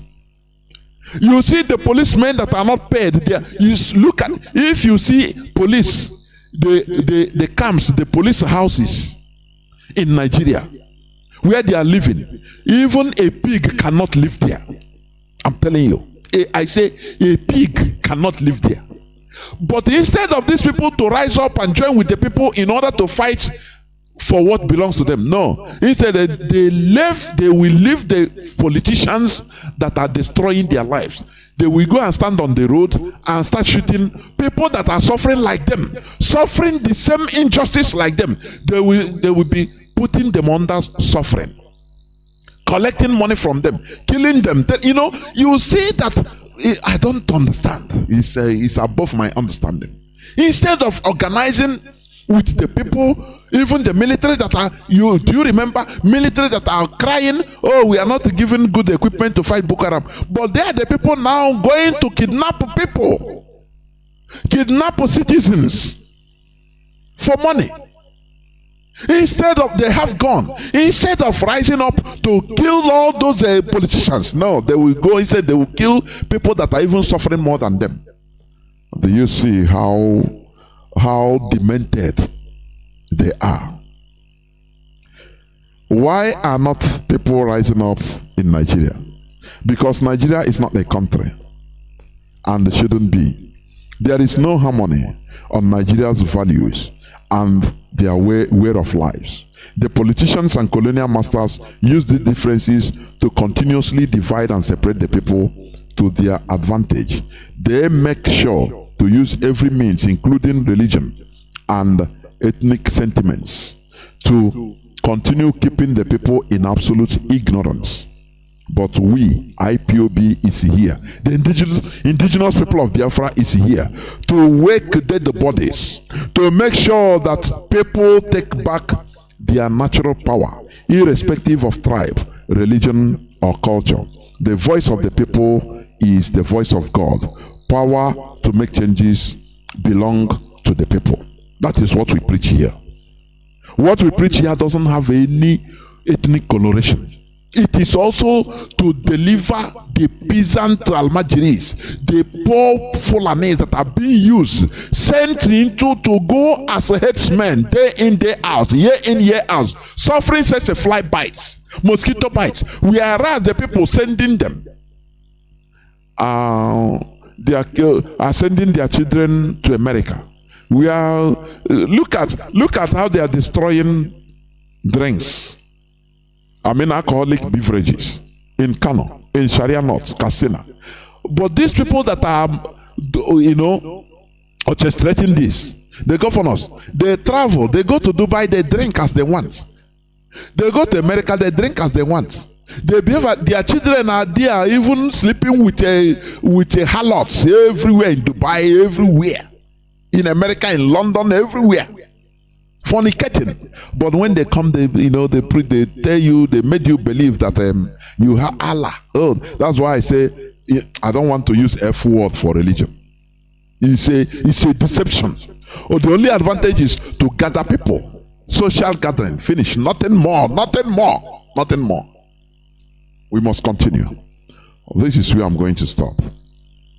I will go into a few minutes break, so that when I come back, I will open the lines so that people will call and express their views as usual. Please don't go away. Going back to my roots,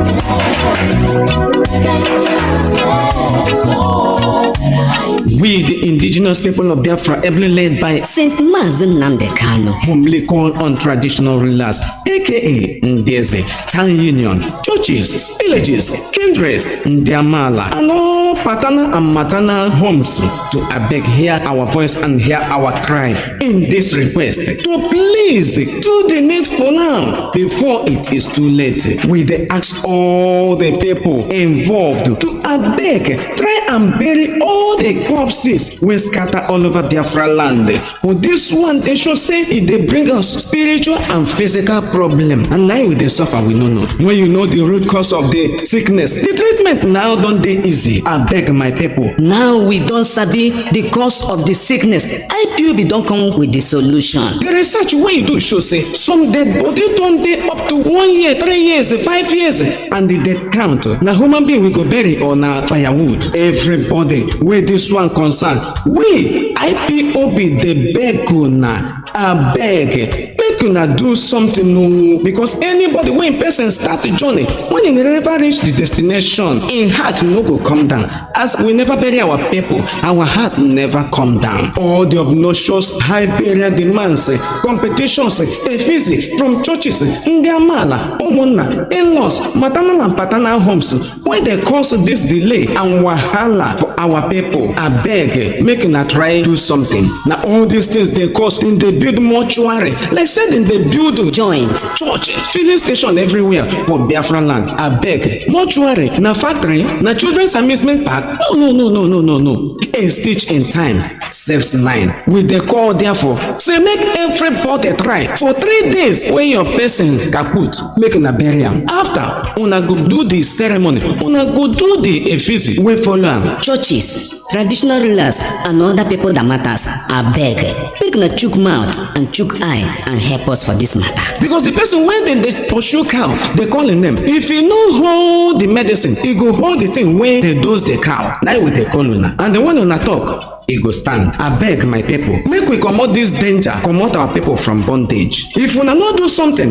we the indigenous people of Biafra, under Nnamdi Kanu, no go waste time to do the needful so as to remove the yoke and our people from bondage. And soonest we go begin the closure of many mortuaries for Biafra land. The only dead body when we want make it dey for mortuary, na the only one We get case with them they treat. and after they don finish the whole thing, settle everything, make them bury am. Mortuary no be factory, mortuary no be industry, mortuary no be amusement park again, no be recreational center, no be children's park. Remember, person wey sell land bury im dead body don bury 2 cups o.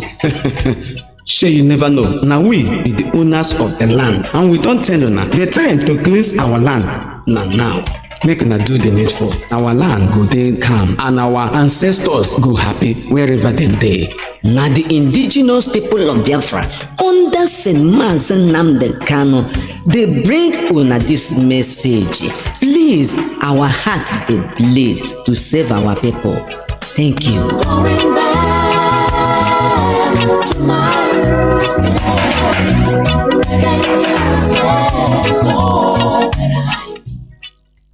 Welcome back. This is Radio Biafra HAUSA-SERVICE coming to you through the auspices of Radio Biafra London. My name remains Mazi Chinedu from Olu province of Biafra land, and today is the 26th day of October 2022, being Afo Day, being also Wednesday. Therefore, our lines are opened, and our direct line as usual is +1 213 328 6224. I repeat, +1 213 328 6224. Our WhatsApp and Signal line is +61 405 142547. I repeat, +61 405 142547. I have a caller already. Caller on WhatsApp. Welcome to the program. Can you hear me, caller on WhatsApp? I can hear you. There, well, welcome to the program. Thank you, sir. I want to thank you for what you've been doing for us. The level of the destruction that has held us is too much. It's very, very deep. Our people are very, very low in their thinking. Very, very low. If I should mention who normally say that the level of our people's mindset, the only thing that we can use to wake them up is dynamite. Hello. Go on, Mazi. Go on. So, because most of them, when you try to reason with them, the way they articulate the reasoning makes you wonder if these people are still real human beings. I was talking with one of my brothers. Let me say this before you continue. Do you know why you are seeing the difference now? Because you are waking up. Before when you were like them, we were like them. We were doing the same thing without knowing. That is reality. But when you wake up, when you come out, you see that, oh, you now start seeing the difference. You understand? Because of the level of enlightenment you receive. Otherwise, before, I know now the same thing, the same mindset. That is why we should continue to wake them up. It doesn't matter. Go on, Mazi. Okay, sir. So, are you hearing me? Go on. The whole world is hearing you. Please go on. I was asking one of my brothers, who is the supporter of our brother Peter. I asked him, how can people be changed for problem? If people becomes the president of Nigeria after 8 years, people will go down. He will go down, and another Hausa man will come back to destroy everything that we have done. So we will then start again agitating for Biafra, or what is he actually saying? Somebody, one of our brothers from Oduduwa that was around, he tried to come into the conversation saying that he can see that our people are confused. He said our people are confused with the issue of Biafra and the presidency. And that gives them an avenue for their own brother to become president. And I was asking him, your brother has become the president for 8 years. Does he stop people from selling your land and traveling to abroad? We have other people, fellow human beings like you, are put to order. So I keep asking them, our brother who said he wants to come and do order in Nigeria, is he going to put the ideologies of the North in order, leaving that those from the East shouldn't be with the ones that should be with them? Or is he going to do Nigeria for the rest of our life without stepping down after 8 years, and another man will go in and show everything that we have built? By then, if we start talking about Biafra, we say maybe we are confused. If we actually want Biafra, we want maybe if they promise us, if they give us the avenue for Nigerian presidency, we also say we no longer want Nigeria again. Most times when you talk with our brothers, we begin to get angry. I don't know what to. Most of what they know is, you see somebody who has an Android phone, you'll be asking you, this Biafra, can you help them, you will download the app for them. They will not have time to listen to it. They will be asking you, what's the update? What's the update? Very confused people. Very confused. I just pray that God will help them. My name is Chukwu. Thank you for what you've been doing for us now. Thank you very much, Jisike. Caller on direct line, can you hear me? Caller on direct line, can you hear me? Go on, please, go on.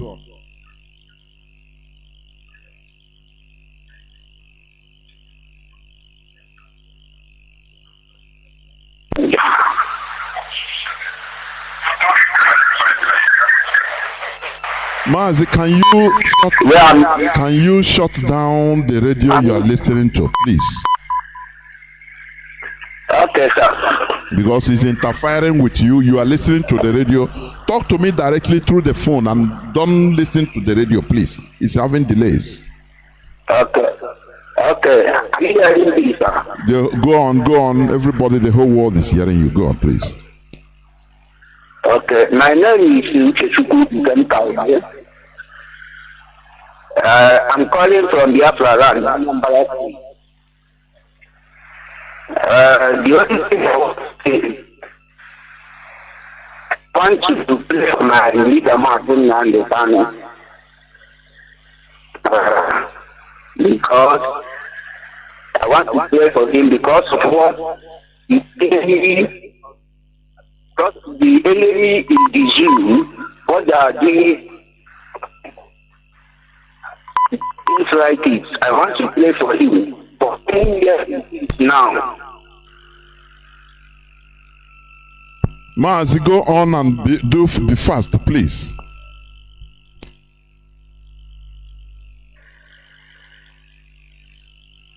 Mazi, are you still here? Go on and be fast, please. Can you hear me?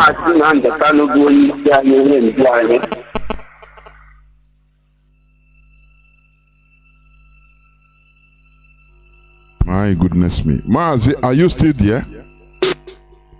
No.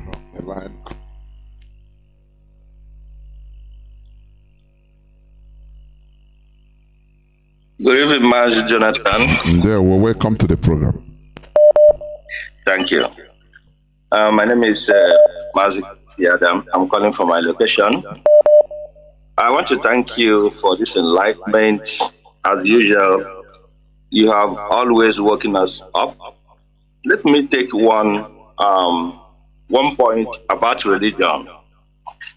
The truth is that each time we try to blame the West or the colonial masters for religion, we should also realize this religion is no more in the hand of the Western world now, the colonial masters. Because the people that are into religion, Catholic for instance, Pentecostal and other churches now, they are our people. And you know, they have inherited this from the colonial masters. You know, the truth is that we are the ones to force this religion to stop in our region, in our country. Because if we do not stop it, it is already an institution where people have built their life, making money and living on it. No matter how we try to blame those that brought it for us, they will not be the one to come and say we should stop it. It is we, the people, the working ones, that will devise the means to put pressure and to put an end to it. Because if you look at what is happening in the struggle for Biafra, you will see that this institutions, that's what they are, religious institutions, they do not care. They are driven based on that deception that the colonial masters brought to us. So what I'm trying to say is that as we are sensitizing our people on religion and the damages that brought to us, let it also be very, very clear that the responsibility to put an end to it is in our hand. Because a lot of people do not know. I used to tell somebody that there is no way we can escape internal revolution in our own land. Because I see a lot of people, they also want to repeat, everybody wants to become Nnamdi Kanu, forgetting that there are also areas where people can still make themselves a hero. I wouldn't say, I don't want to put everything clearly here, but let me say that you see whatever they call religion in our land that is not the original religion we know, people should volunteer themselves and also do the same thing our leader is trying to do in the area of leadership and bringing back our country. People just cannot always come to, that's one thing with the black man. If somebody do something and do fine, everybody wants to measure up with him, become him, and the part, just want to be him or topple him. But there are areas of things we can do. So this fighting we are doing now to change our land, to make our country, some people should know that religion is something that we are going to. It will be in our hand to put an end to it. Though that time it will cause a lot of problem, but if we are determined, we must surely do it. Because these institutions are doing a lot of harm to us. In the Catholic Church today, let me give one example. If people who go to seminary school, if they come out, we also know what those boys become. The moment you go into that institution, you come out, you become,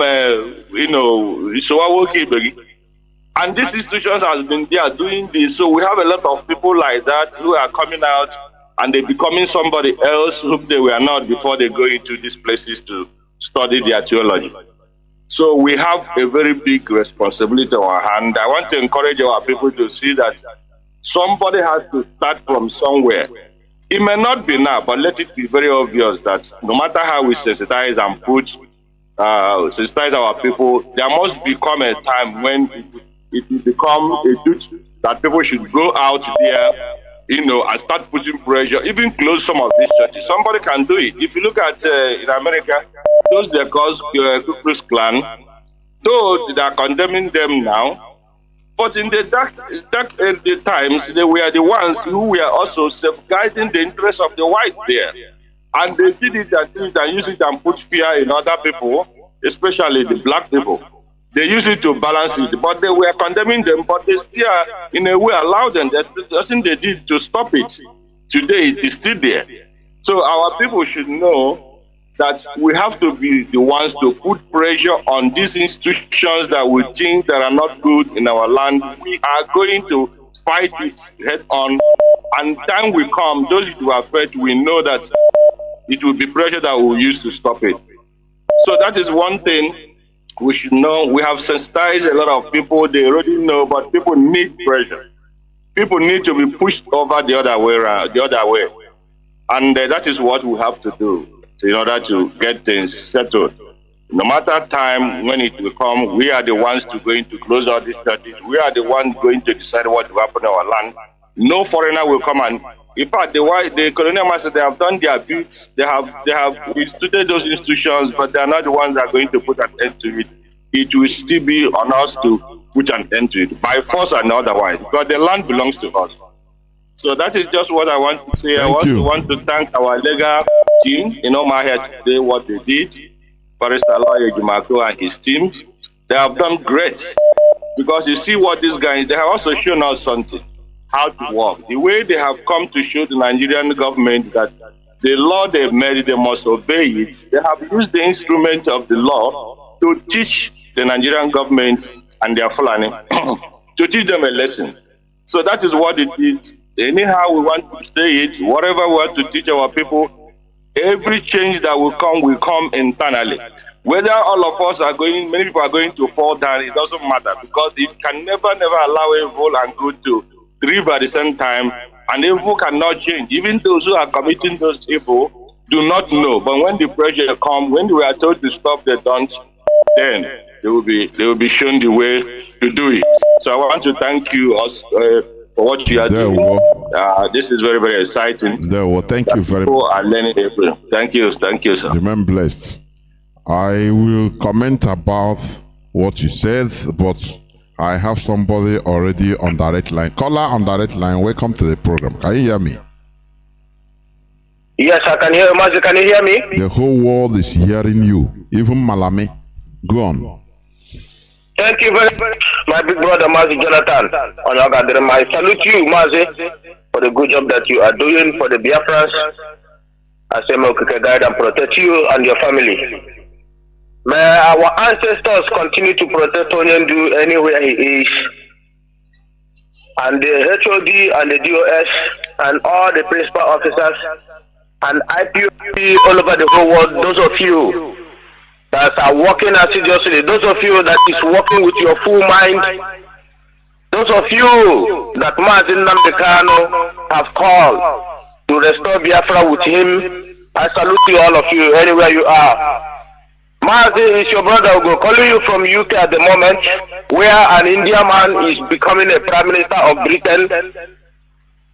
That is where we are now. So, Mazi, I want to say something here. There is one program I was watching. They were interviewing some British people, and they said that the Indians shouldn't be ruling them. They should be ruling Indians. So you see that mentality of they believe that they can be ruling other people, and other people can't rule them. You see in their brain. And I was watching where they were discussing that interview. I was laughing. So Mazi, the main purpose of me calling today, I want to thank our lawyers that recorded another success. Anyway, Mazi Nnamdi Kanu did not commit any crime. He was just asking for the freedom of his people. There is nothing different between T.Y. Danjuma. What Mazi has been telling us, that everything Mazi has been telling us, there is nothing different. T.Y. Danjuma is just copying Mazi Nnamdi Kanu, because everybody can see it. Can the Fulani go and arrest T.Y. Danjuma? I don't think they can do that, because he knows what they know.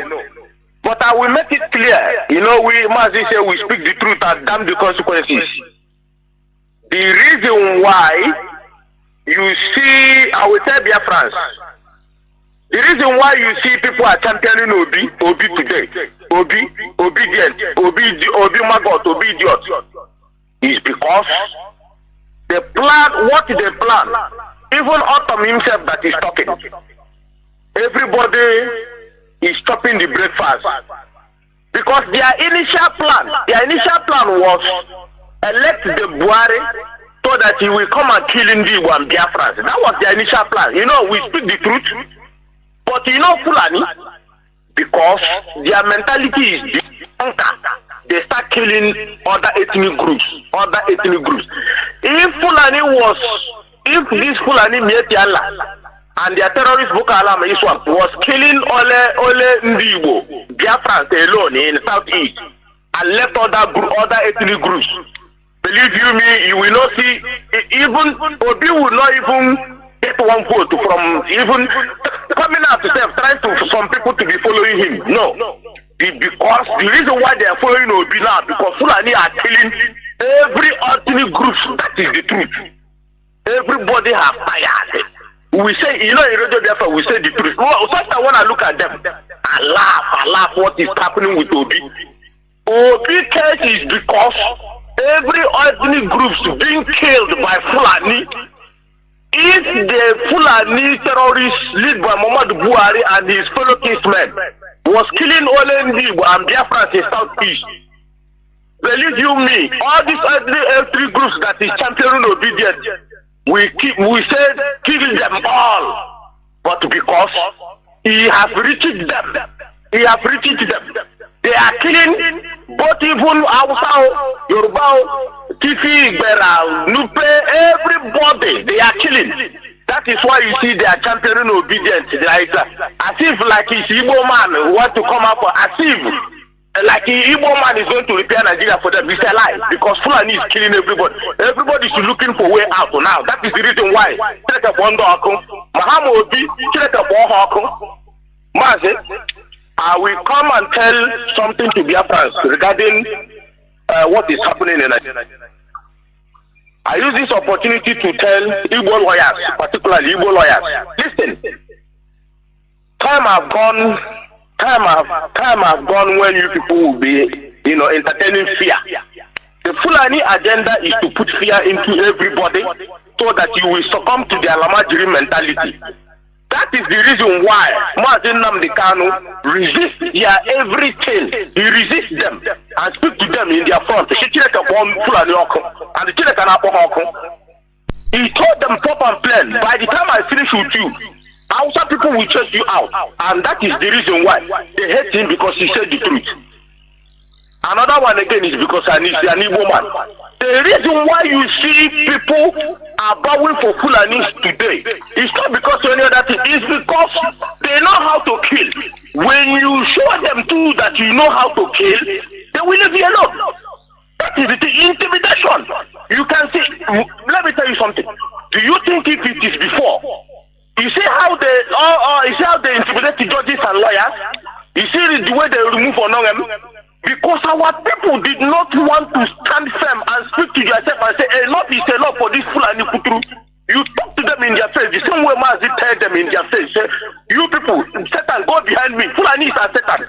And we match them the way they think they are evil. We show them that we are demons. Because if it is before, some of these lawyers now will be afraid. Oh, they shouldn't come and assassinate them. They shouldn't come. You stand firm and tell them that this country does not belong to them. After all, it's Hausa, Yoruba, and Igbo. Not Fulani in British archive. Not Fulani in British archive. So where did they come from? Come to the country where they did not. Oh, Mazi, I don't know whether your airtime is off. I don't know. What you are saying, you're right. But let me say something here. The problem we are having is organization. Can you subdue your own personal interest for the interest of everybody? That is a problem. Mazi Nnamdi Kanu showed the example. He bailed the cat. He did what others can never dream. In their dream, they can never do it. But he did it. That is a leader. A leader knows the way. That's why he leads. So, when we talk about the Fulani being on top, yes, because they are together. the most difficult thing is to organize people. Yes. Because there are Mazi, I'm coming. You were off because there are interests, private interests of people. You have to subdue it in order to look for interests of you prioritize the interests of the whole collectivity, and that is not easy.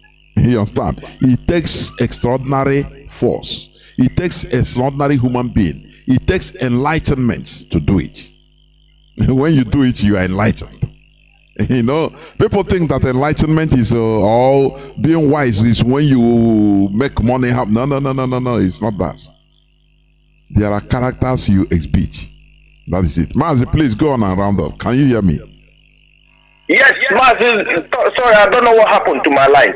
Mazi, I am beginning to, you see, Biafra all over the whole world. You have seen it, that Mazi Nnamdi Kanu, all the allegation on the Fulani, it's not, they know that this man did not commit crime. The reason why they are holding him is because he opened the eyes of all the ethnic groups in Nigeria. That is their, where is this man that come and open the eyes? You see, the reason why they are fighting Autumn is because Autumn, they are saying that Autumn is profiling them. It's a lie. Because Fulani have an agenda. They have an agenda. I am beginning to call all Igbo lawyers, begin to call all the whole prison stations where the whole IPOB members to be released. IPOB is not a terrorist organization. All the whole 36 states of that zoo called Nigeria, anywhere they hold Igbo and Biafran in their custody, begin to ask for their release tonight. From tonight, begin to ask for their release. These people, all the ethnic groups in Nigeria, you people should rise up. Don't be afraid of these Fulani. They are nobody. Don't be afraid. If Mazi Nnamdi Kanu can look at them in the face and tell them to go to hell, go to hell. Why can't you people raise up? Why can't you be must Igbo people and Biafrans die for you people? Is it not the time for you other people to do what we have done? Is it not the time for other ethnic groups to rise up and do everything that we have done too? Not everything Igbo people are going to do for you. I am saying it is the truth. Mazi Nnamdi Kanu wake every idiot in Nigeria, because all of you are those like sleeping, drinking brukutu. He wake you up and you cannot pick from where he starts and say enough is enough for all these Fulani. I am calling our lawyers, more especially Igbo lawyers, begin to ask for the release of IPOB members in every damnable zoological republic where they were being held.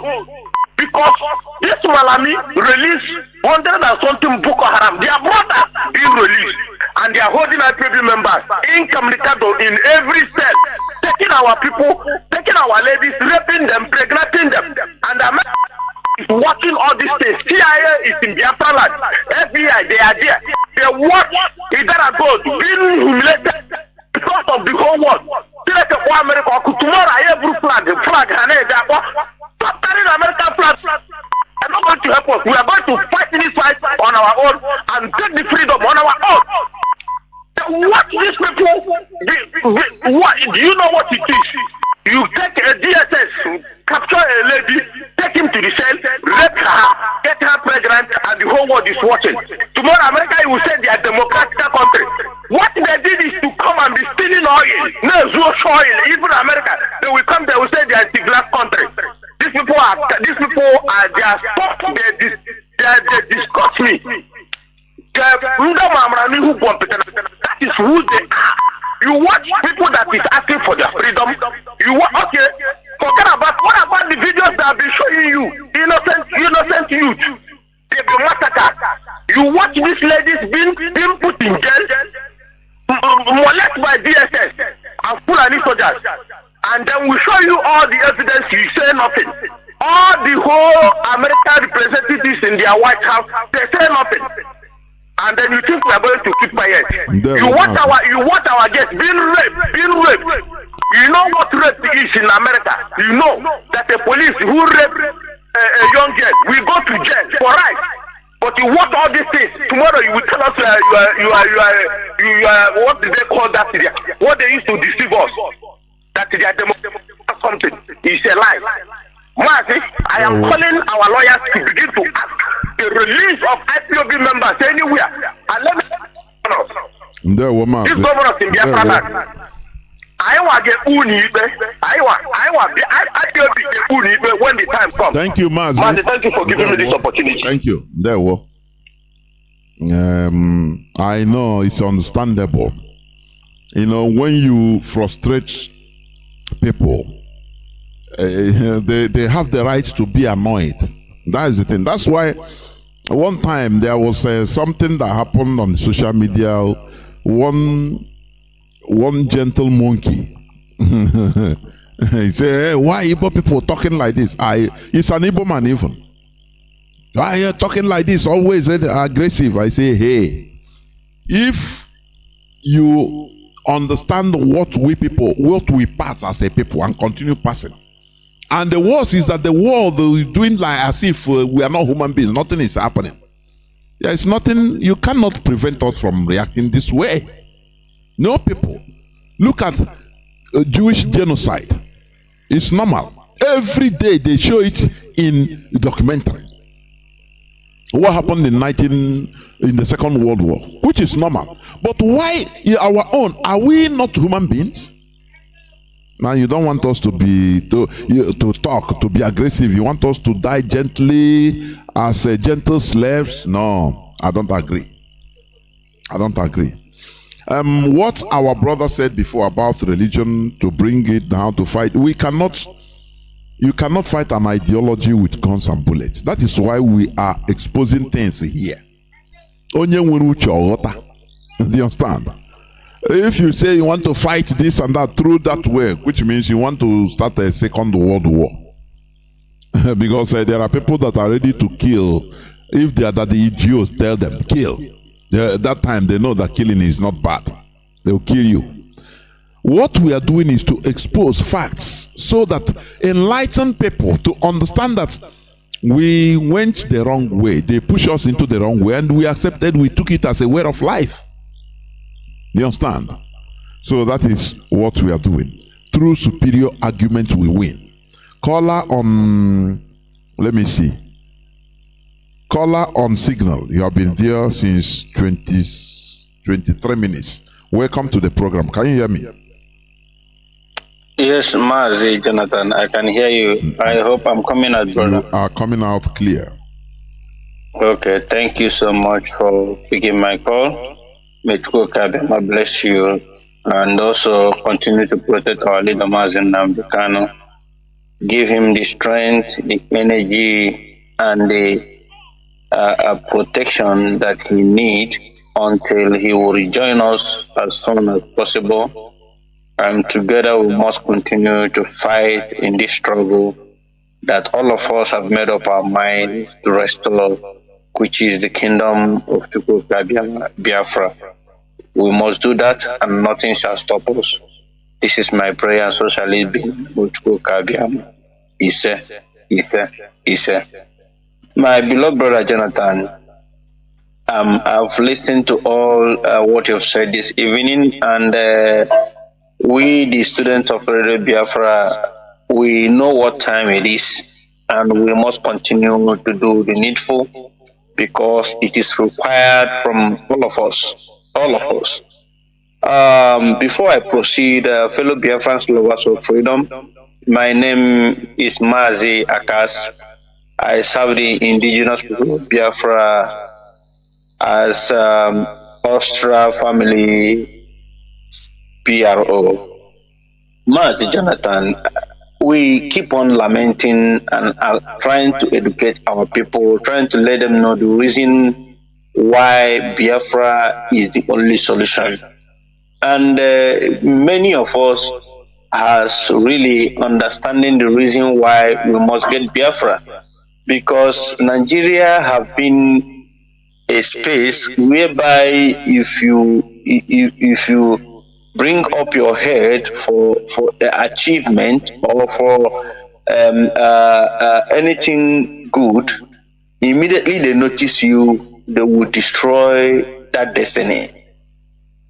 These are the reason why people are running away from that animal kingdom called Nigeria.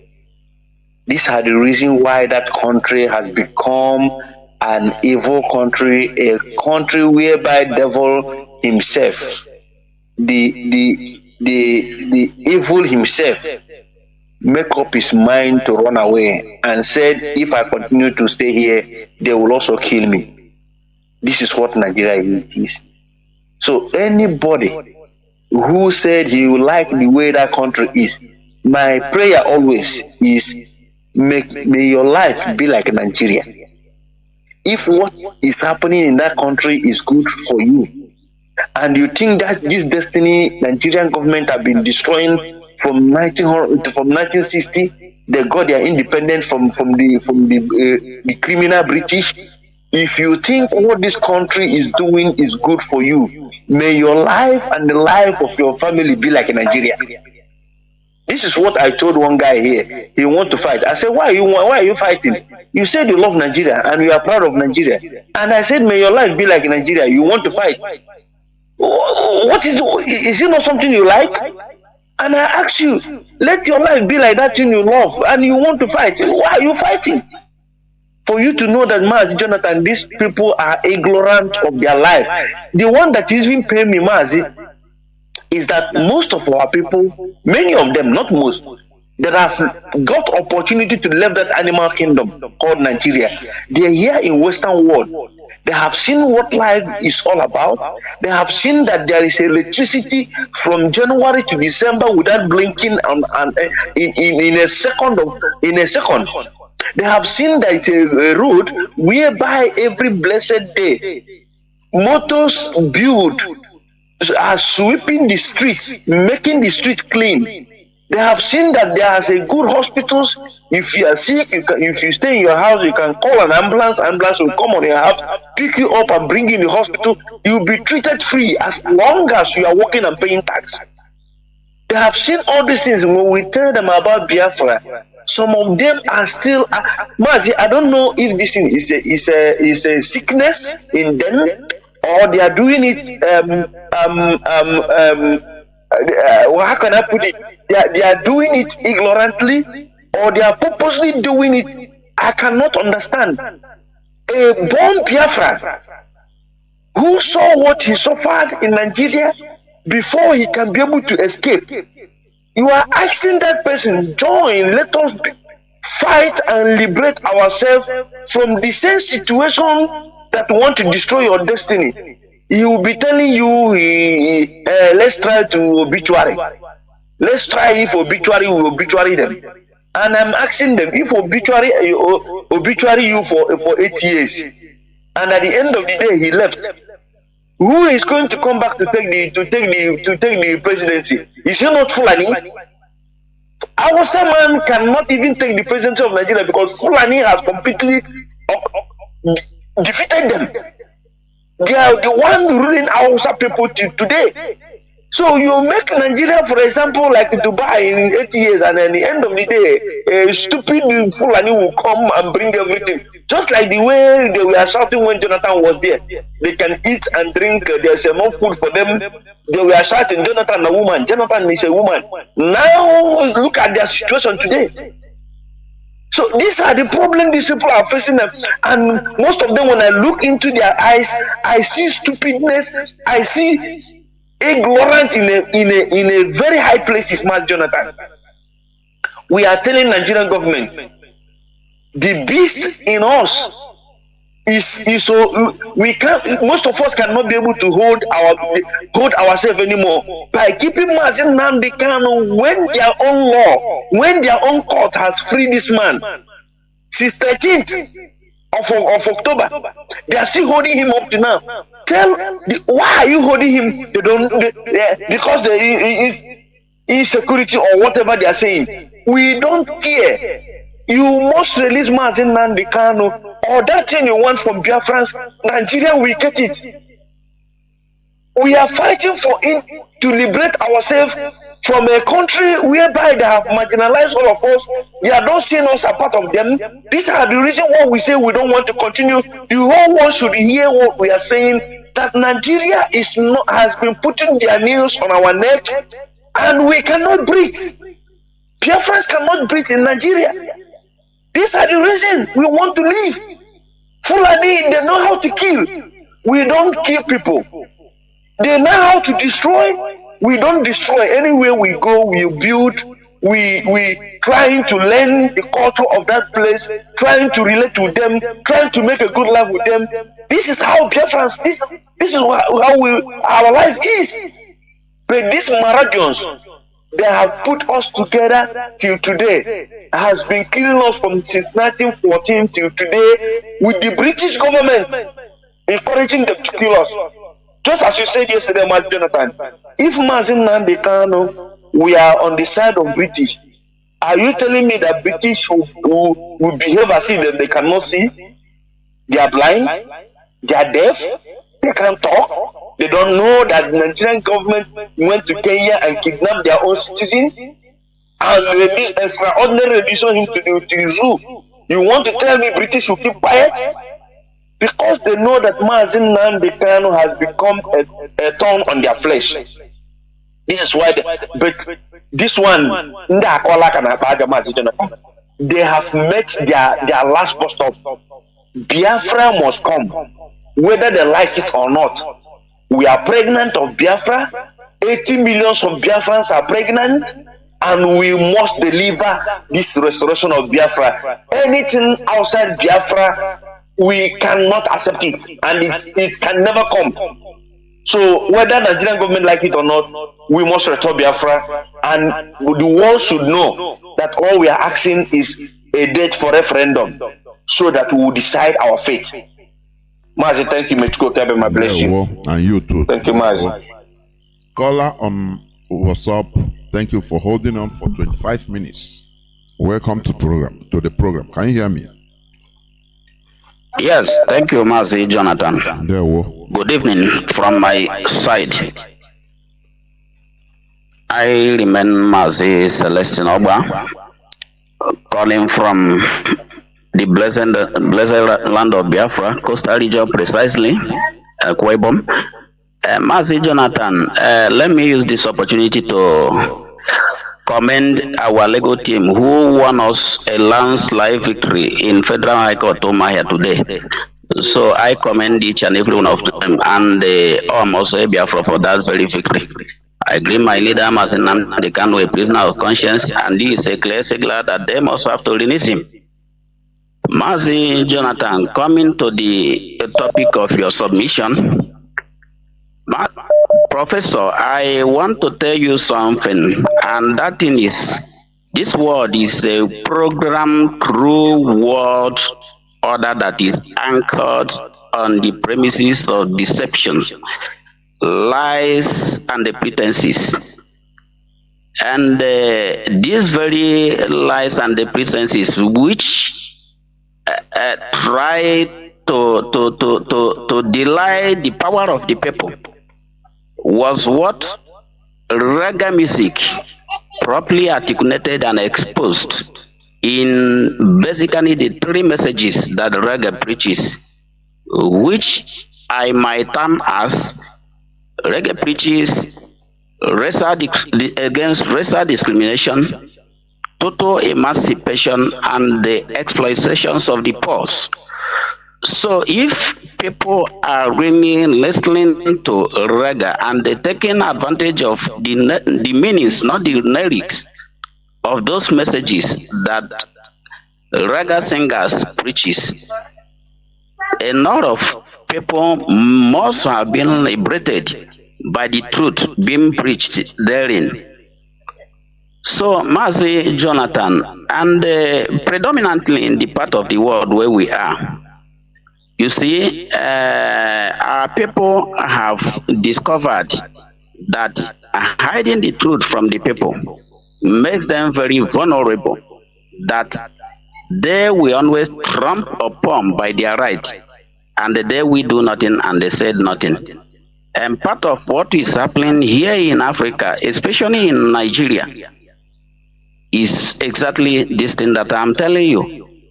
Can you imagine how the politicians has drastically limited the psyche of every black Africa or Nigerians precisely to stomach infrastructure. They don't think beyond that.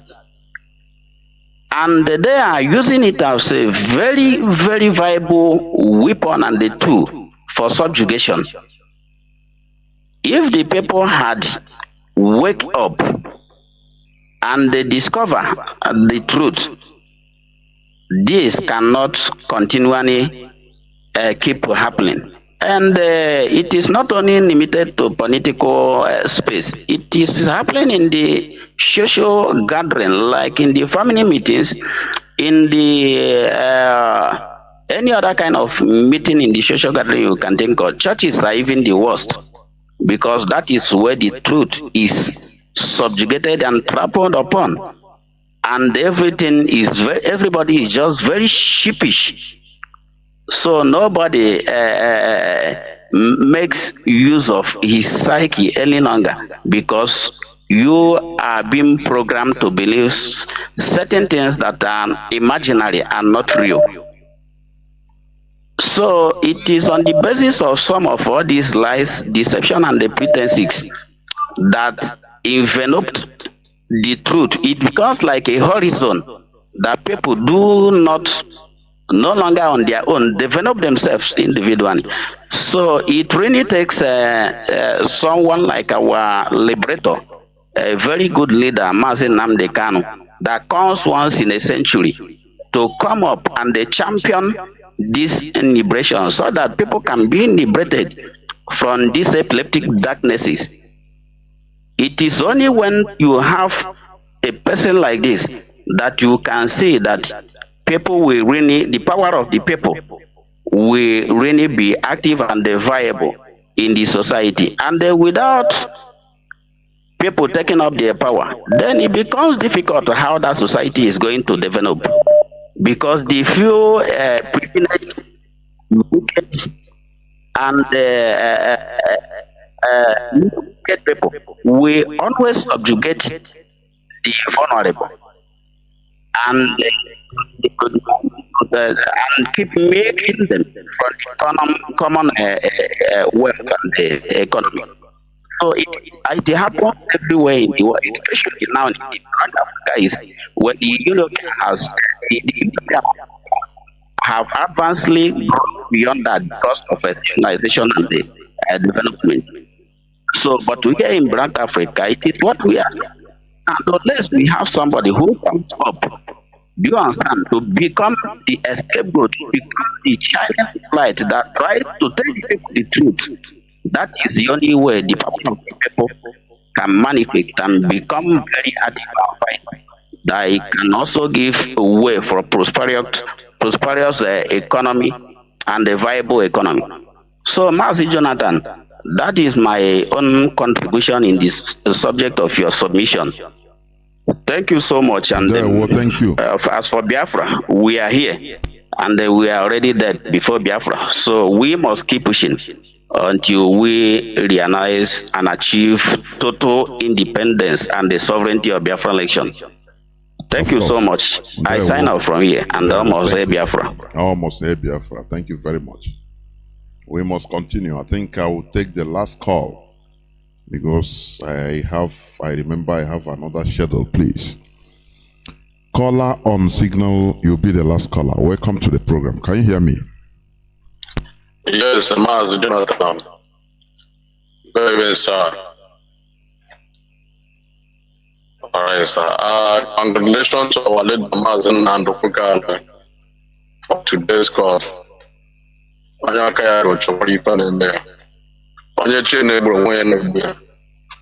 greet our leader and also I greet all IP members, the jury wants, I greet our HODs. So, Mazi Jonathan, I greet you for today's topic.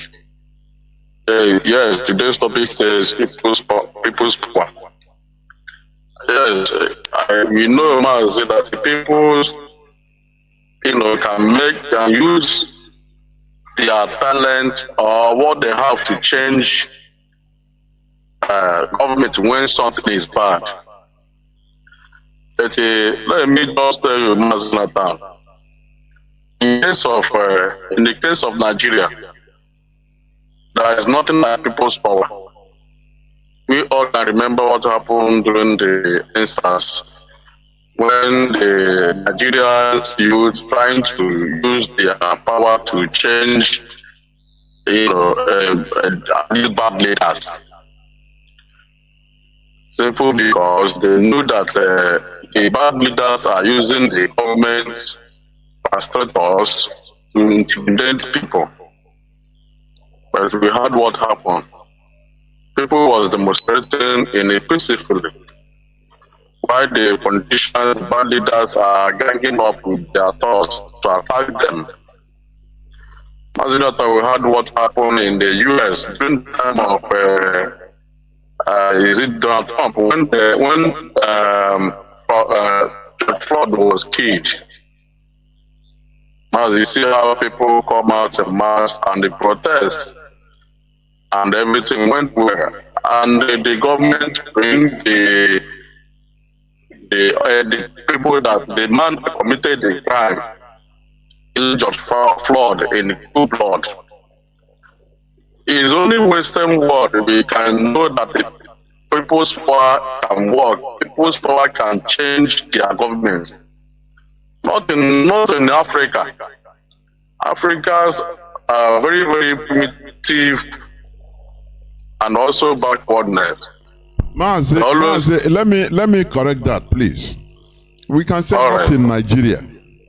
We saw in Sudan, they chased out people, the population chased out the president that has been there. Is it Omar al-Assad or something like that? Is the population that rose up because of the increase in bread, achicha. They increase it, the amount, just with little money. People rose up. In Mali, yes, they also pursued. But the situation in Nigeria is different. That is why we are going for outright balkanization. Because there is no way. yes, People can rise up other places, even in Africa. But in Nigeria, no. yes. Because it's not a normal country. Because nobody. The people are not compatible. We are not compatible with other people there.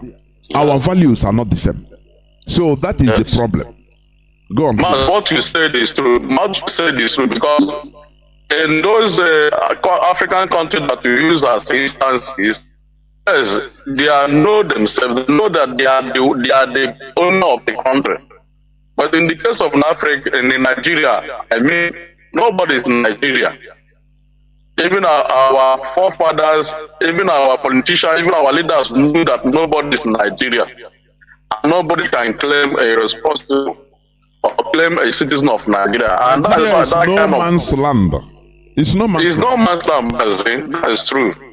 That is no man's land. And nobody, this kind of post-war can never be, compare or work effectively to change the mind or to change the circumstances of the people or to change the bad leaders to the good ones. It can never work in Nigeria. So nobody is Nigeria and that kind of thing can never happen.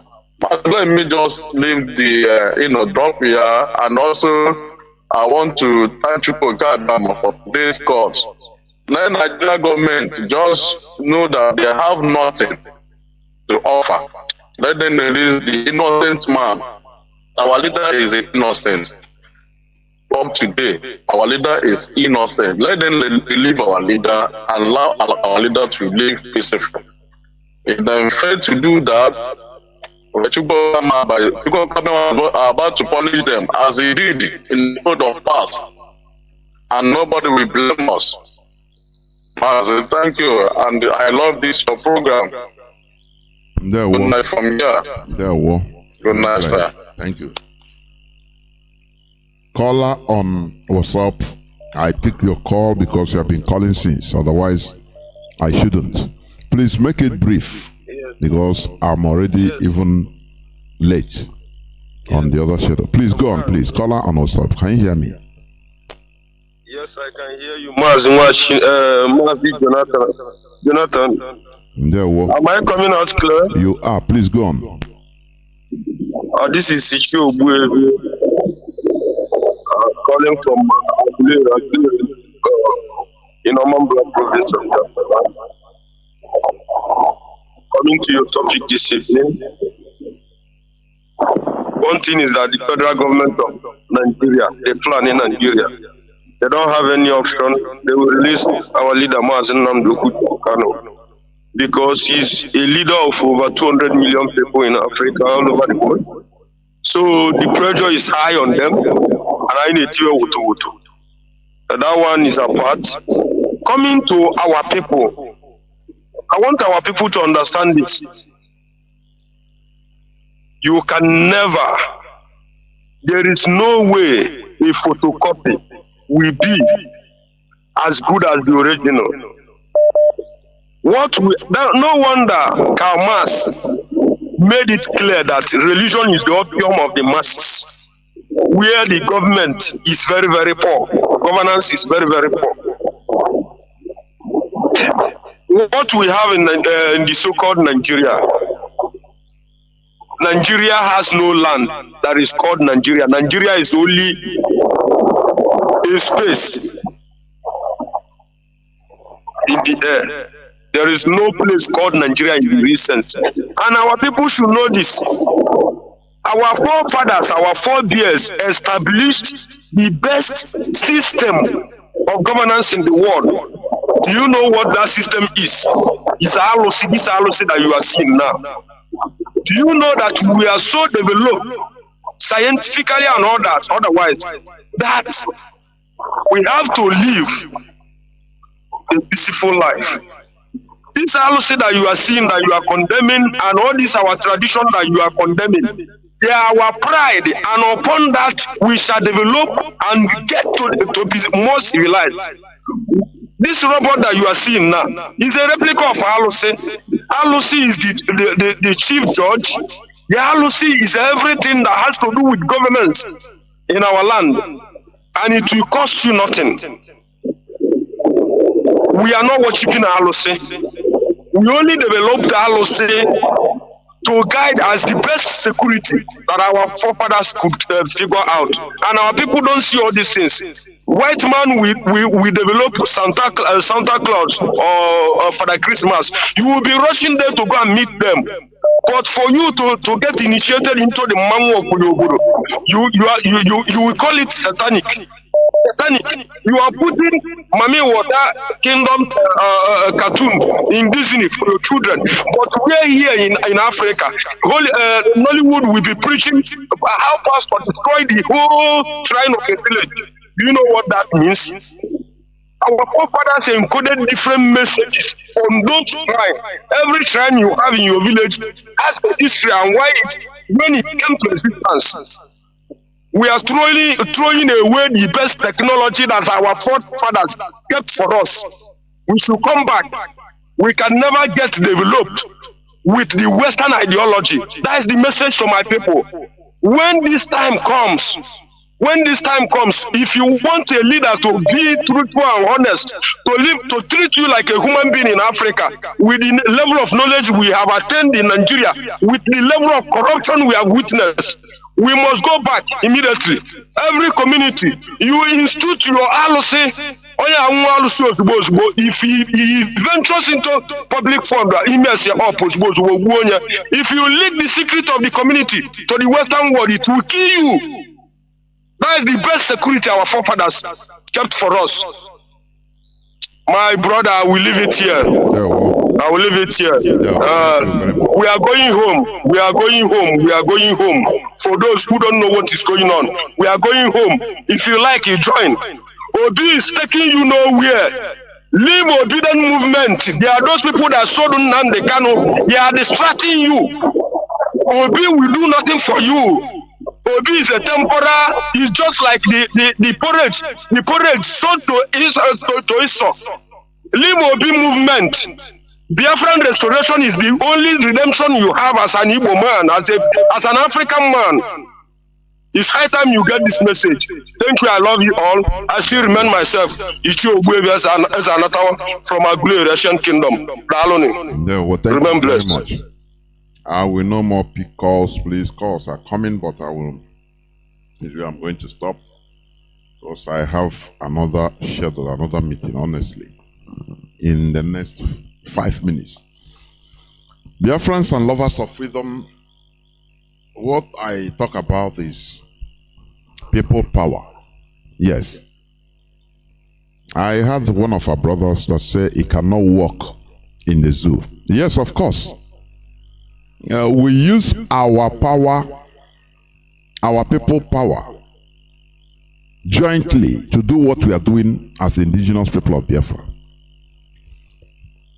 There is no way a revolution can take place in Nigeria, a successful one. It is impossible. They will use ethnicity and religion to destroy it, as they did, you know. Our leader have said this several times. Spontaneous and regional revolution. That's the only thing that can work. If the Fulani are charging against their own politicians, the Igbo the same, the Biafrans the same thing to their own, Yoruba the same thing. But will you work? You know, Nigeria is a no man's property. If they leave Nigeria, how will they steal? Yeah, how will they steal? If they leave Biafra, I mean, how will they steal?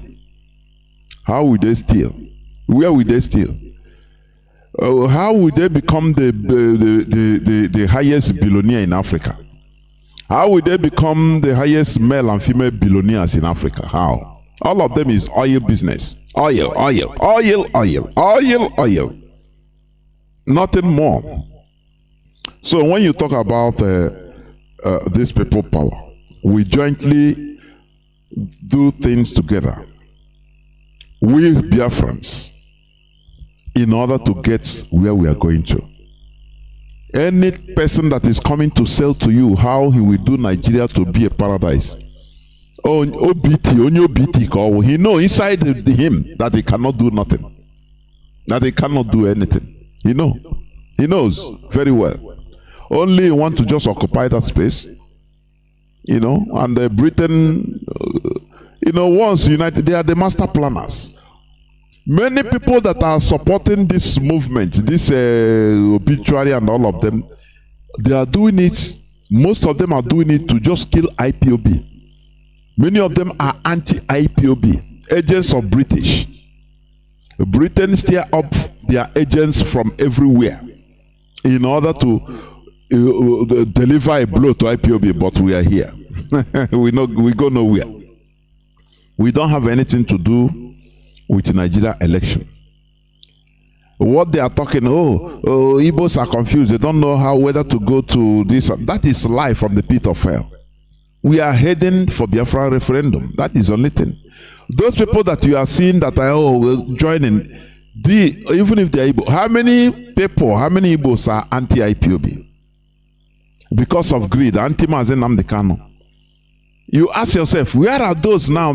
Where are they? They are hiding. Those that are talking against Mazi Nnamdi Kanu, calling him names, calling IPOB names. They are no more existing. They are the people that are joining Nigeria politics to make it, even in the social media, to make it look like, we Biafrans, we are no more focused. That is lie from the pit of hell. We don't have anything to do with the Nigeria politics, with the Nigeria elections, because we know that election will give you nothing. Instead of going for temporal solution, we go for permanent one. Permanent. One of our callers asked here, Obasanjo was the president. Does he stop, he's a Yoruba man, does he stop Yoruba people from selling Yoruba boys selling their land and traveling? Selling lands to travel? Does he stop it? Why are they doing so? Because there is nothing. Any person that is selling to you that is coming to do this and that in Nigeria, know that you call him a devil, you're a cheater. Nothing more. You cannot, build a castle on people's property, people's land, just like that. Nigeria as a country belongs to Britain. You understand? That is why the British High Commissioner can go from Castina to Iguacha to Bayelsa, from Jigawa, down to Bauchi,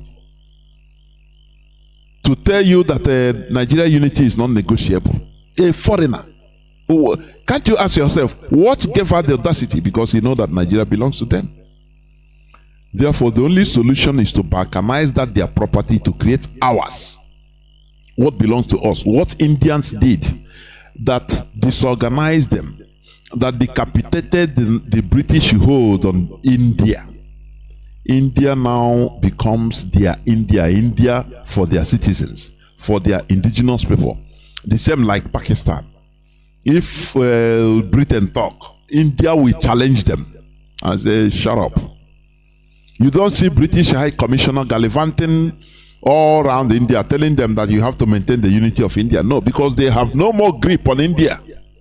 Why? Because Indians took the bull by the horn. They did the needful, so that the Marauders, the foreigners, ran away. They decapitated them and they ran away. That is what we are trying to do. By going to the basics, destroying that creation of Britain. And this Monroe Doctrine should be challenged by our intellectuals, because they are the Europeans, the British people, these neo-colonialists. They are counting on this. That is what they are quoting for Americans always. Say, why? You don't have to interfere in the way we deal with all these monkeys. So instead, come and take a little. Come and take your own.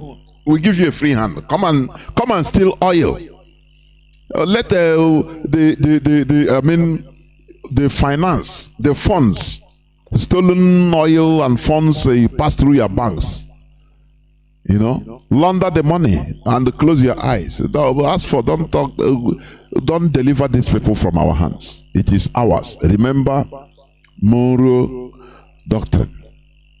We need to challenge this. Our intellectuals should.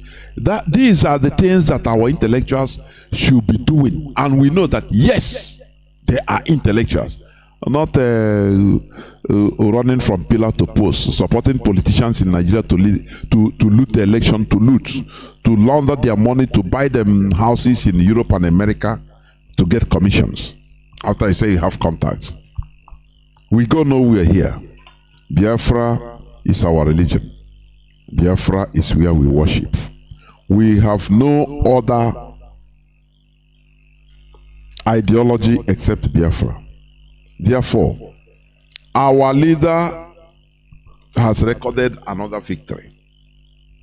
That's it. That is the indigenous people of Biafra. And we continue, our leader must be released. I used to say this year, we don't beg. We don't beg for what belongs to us. You understand? Therefore, he must be released by fire, by force. Thank you for listening.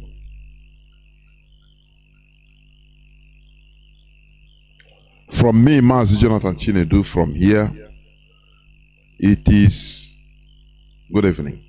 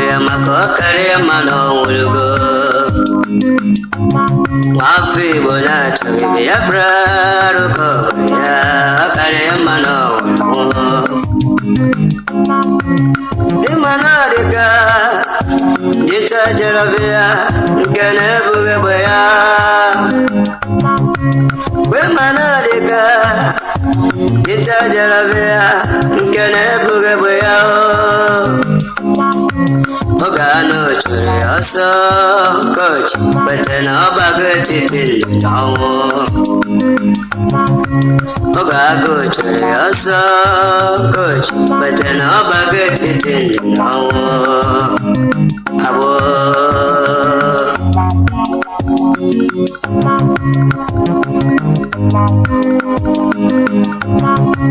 Brother Masikwala maka ihe na-esiri ike ka ị were isi gị rụba sabụ ezi ọhịma nwanwa ka esi n'ihe na-ịmara mma ka ị were ndụ gị biri ego ịma na ọ bụ nke a ga-eme ka iwe ihe ese dị elu enye ndị ahụ niile nke rụrụ sabụ ndụ ha enweghị ndụ ha enweghị mgbọrọgwụ ọnwụ ike na-achụ ha ọsọ ndụ ha enweghị ndụ ha enweghị mgbọrọgwụ ọnwụ ike na-achụ ha ọsọ sabụ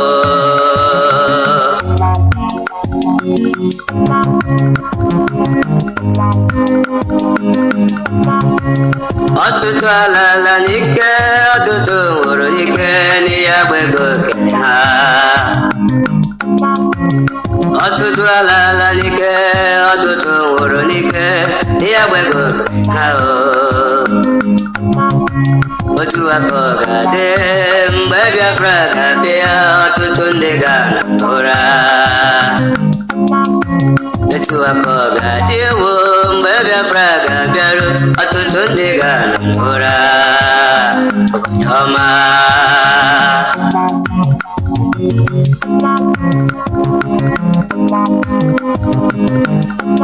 nwafọ Igbo na-achọghị Biafra arụkọ obodo ya ọ karịa mmanụ afọ Igbo na-achọghị Biafra arụkọ obodo ya ọ karịa mmanụ ọnwụlugo afọ Igbo na-achọghị Biafra arụkọ obodo ya maka ọ karịa mmanụ ọnwụlugo nwanne m bịa nara Biafra doo bịa nara ya ihe wedere gị mma broda sinetọ bịa nara Biafra gọvanọ bịa nara Biafra absọb sineti bịa nara ya nabata ya ka ihe wedere gị mma broda ụwa niile ya ala ụmụ Biafra ka anyị kelee Chukwu okike asị m ụwa niile ya ala ụmụ Biafra ka anyị kelee Chukwu okike onye fụrụ ọnọdụ Igbo weziere anyị Mazi Nnamdi Kanu dike ọ bịago weta ọbụghị Igbo na-agbọ Igbo na ọ bụ onye Chukwu tinyere ọlụ Igbo kwelugo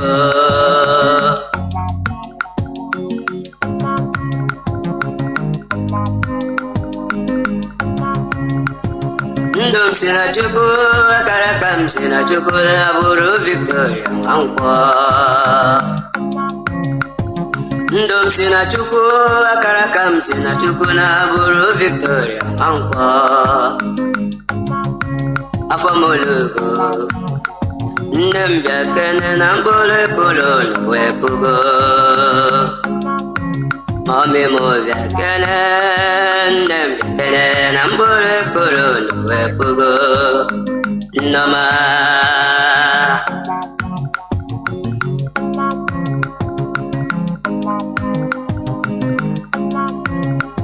anyị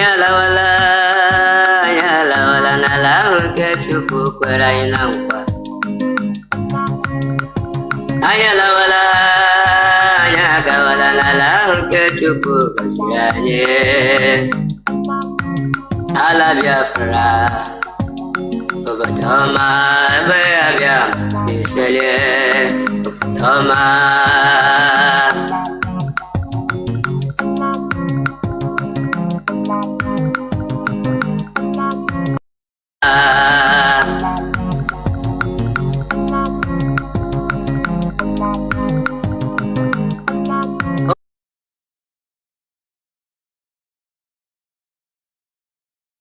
me go straight to the doctor and see if I can get hold of him. Good evening, doctor. Can you hear me?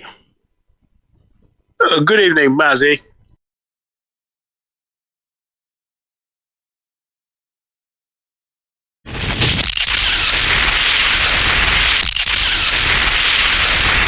Mama, opportunity. Sister, opportunity. Oh, that's my favorite. Opportunity.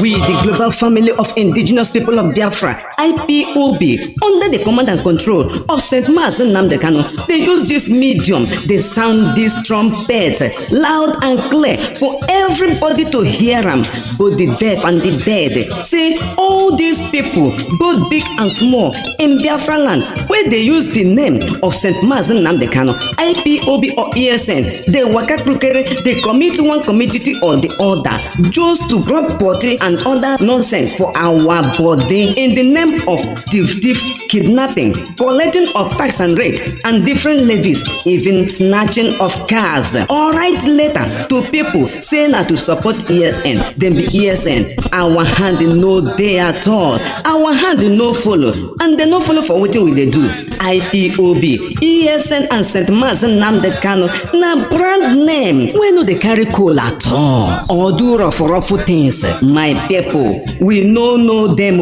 we no send them, and them no follow for what we they do.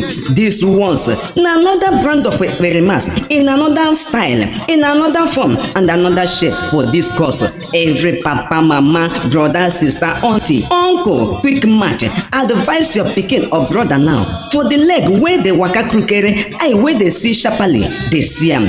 Person where they put hand for water where crocodile they make shakara. Waiting they find my brother na palaba, and they go catch him. 2 was not there for the 10.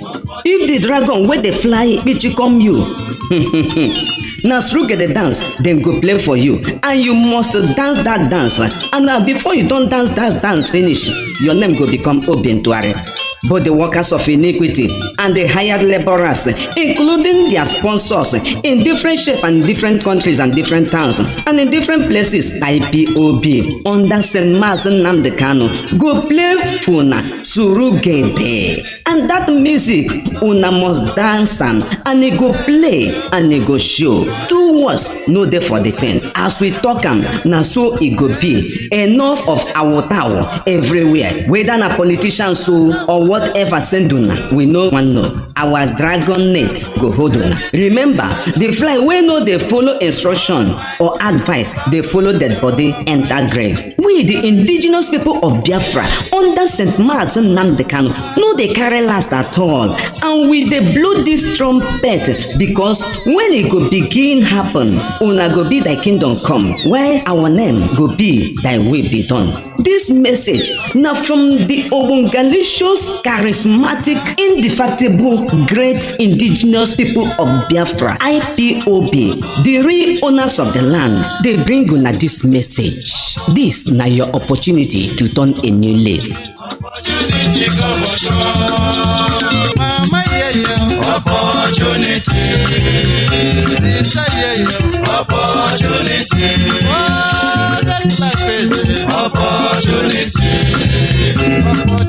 Opportunity come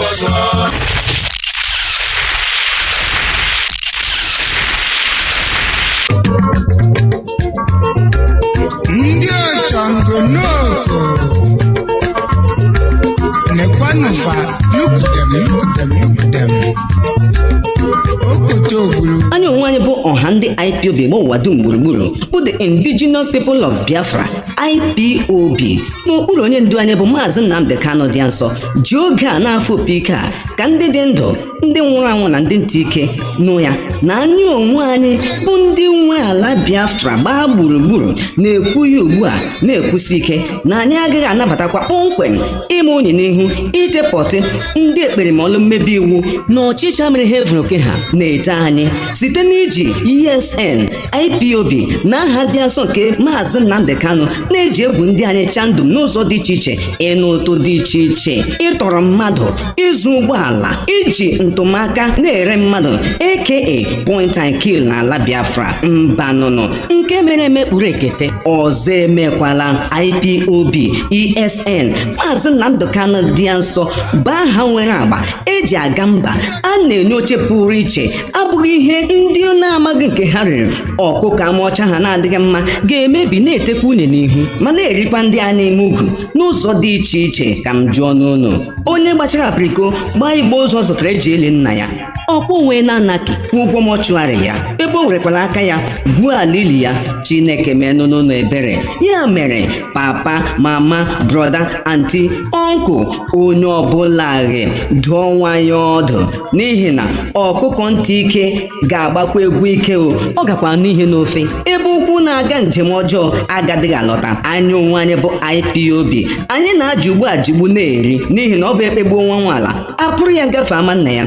IPOB, anyị anaghị ekwukwa n'efu, ọ bụghị anyị na-emechi emechi, ndị ọzọ a na-emebi emebi na-emekasị ihe. Anyị gbakwana nkịtị nwanne, ya bụrụ na nsogbu ga-adị, n'ihi na anyị gba nkịtị arụ abụrụzi omenala kama jishi. Nkụ agwụnụ ebe anwụ m taa gada ịhụ anwụ mgbuo. Dọrọ aka na ntị onye kpatara nkụ ahụhụ, ngwere gada ịbịara ya ọrụ ma ịnụghị dum nwanne, ị ga na ịnụ yọm. Anyị ga-amara ji n'ala n'ụlọ na nke n'ala n'ọtịrị, n'ihi na mpekelechi na-emebi ike. Kama mpekelechi ga-emebikwa n'anya ike, a na-egbupụ ike. Ịnụnụ onye na-asọghị chi dị m n'ike taa marụ nwanne m ga na-etanye n'isi, agaghị m asụ ụbụrụ. Anyị ekwesịgokwa. Ọ bụ ndị IPOB otu ezi buru nnukwu ibu n'okpuru onye ndu bụ Maazị Nnamdi Kanu dị nsọ wetara unu ozi ya. Ma ndị mara amala n'obu mmasị na mma na obu ukwe kwesịkwa n'ịgba n'ala gbamgbam n'ime ụwa nke ala. Ọ bụ gịnị?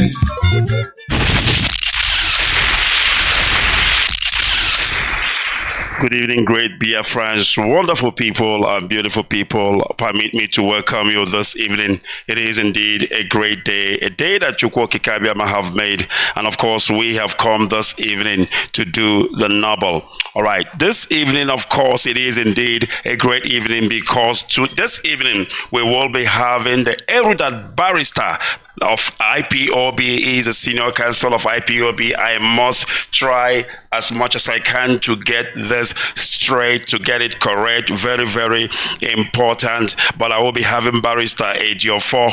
He will be joining me this evening, and of course, and he will be talking to Biafrans this evening. I need to introduce him very well. It is important that we do that. Of course, he is IPOB lead counsel and senior counsel to Mazi Nnamdi Kanu in the person of Barrister Ejiofor. And of course, he is a busy man, as you know, and without wasting further time, I want to see if I can connect him directly because of his time. We don't need to waste time, but of course, I need to welcome Biafrans wherever you are this evening. And if you are hearing the sound of my voice this evening, my name's Mazi Ikechukwu Onoha, and of course, we are live, we are direct, and it is indeed so. Radio Biafra is where you are. All right, I think I have Barrister already with me, and because of our time issue, let me see if the Barrister can hear me. Good evening, Barrister. Can you hear me? I'm hearing you clear, very clear. All right, thank you very much, Barrister Ejiofor, and we welcome you to Radio Biafra. It is constructive argument with Mazi Ikechukwu Onoha, and Biafrans all around the world have joined in this evening to listen to our erudite barrister, the man who has been doing exploits, of course, in the field of his specialization. Barrister, we welcome you once again. Please, without wasting time, of course, I will give you a few minutes to talk to Biafrans, to greet Biafrans, and then, of course, we will get straight to the question. Over to you, Barrister. Thank you so much. Good evening from here, Biafrans. Good morning from here, and good afternoon. Thank you so much, Mr. Ikechukwu, for having me on the program. Thank you very much. The pleasure is not mine. We are, of course, I'm still working. We are fighting it on to ensure that our victory is actualized. And I can see green light as I speak to you. So something good is about to happen. You're welcome. Thank you very much, Barrister, and welcome. All right, Barrister, let's get straight to it. Of course, a lot of legal jargon has been spoken, and the laymen need to comprehend this evening, and that is why we brought you on, so that you can break it down to a layman perspective. Now, let's start from Kenya, Barrister. Mazi Nnamdi Kanu was abducted from Kenya and brought to Nigeria. Please, can you take us through, in a nutshell, what exactly transpired before we get where we are today? Over to you, Barrister. Well, for that appreciation of the parts of the entire part of the case, it's important for us to first of all understand what happened on September 14, 2017, because that is the origin of the entire problem. Of course, you are aware that on 14th of April 2017, our indefatigable client, Nnamdi Kanu, was granted bail by the Federal High Court at Abuja, and the matter was subsequently adjourned to October 17th for trial, and they left home for bail and abide by the conditions and terms of bail. So on between 10th and 14th of September 2017, Nigerian army invaded his premises in an clear attempt to eliminate him. Now we established over 5 persons were killed, gruesomely murdered in the process, and he eventually escaped by act of providence. So finally he found himself in the state of Israel, so wherein he disposed stability of part of what happened in his home on 14th of September 2017. The part of this case, being an eyewitness account, was subsequently filed before Federal High Court Abuja here, inviting the court therein to inquire and investigate what actually led to the involuntary invasion of his home, a person who was granted bail by the court, who is apparently under the protection of the court, and without allowing him to come to court on October 17th for trial, the war was taken to his house in a clear mission to eliminate him. That application was not had until this year May. However, the Nigerian government, of course, moved to Kenya, abducted him in a commando style, kept him somewhere in collaboration apparently with the Kenya authority, kept him in an isolated environment, subjected him to all forms of torture. After spending 8 days, they criminally smuggled him into Nigeria and took him to court on the 29th of June 2021 without reference to us. During that illegal proceedings, he was ordered to be remanded in DSS custody.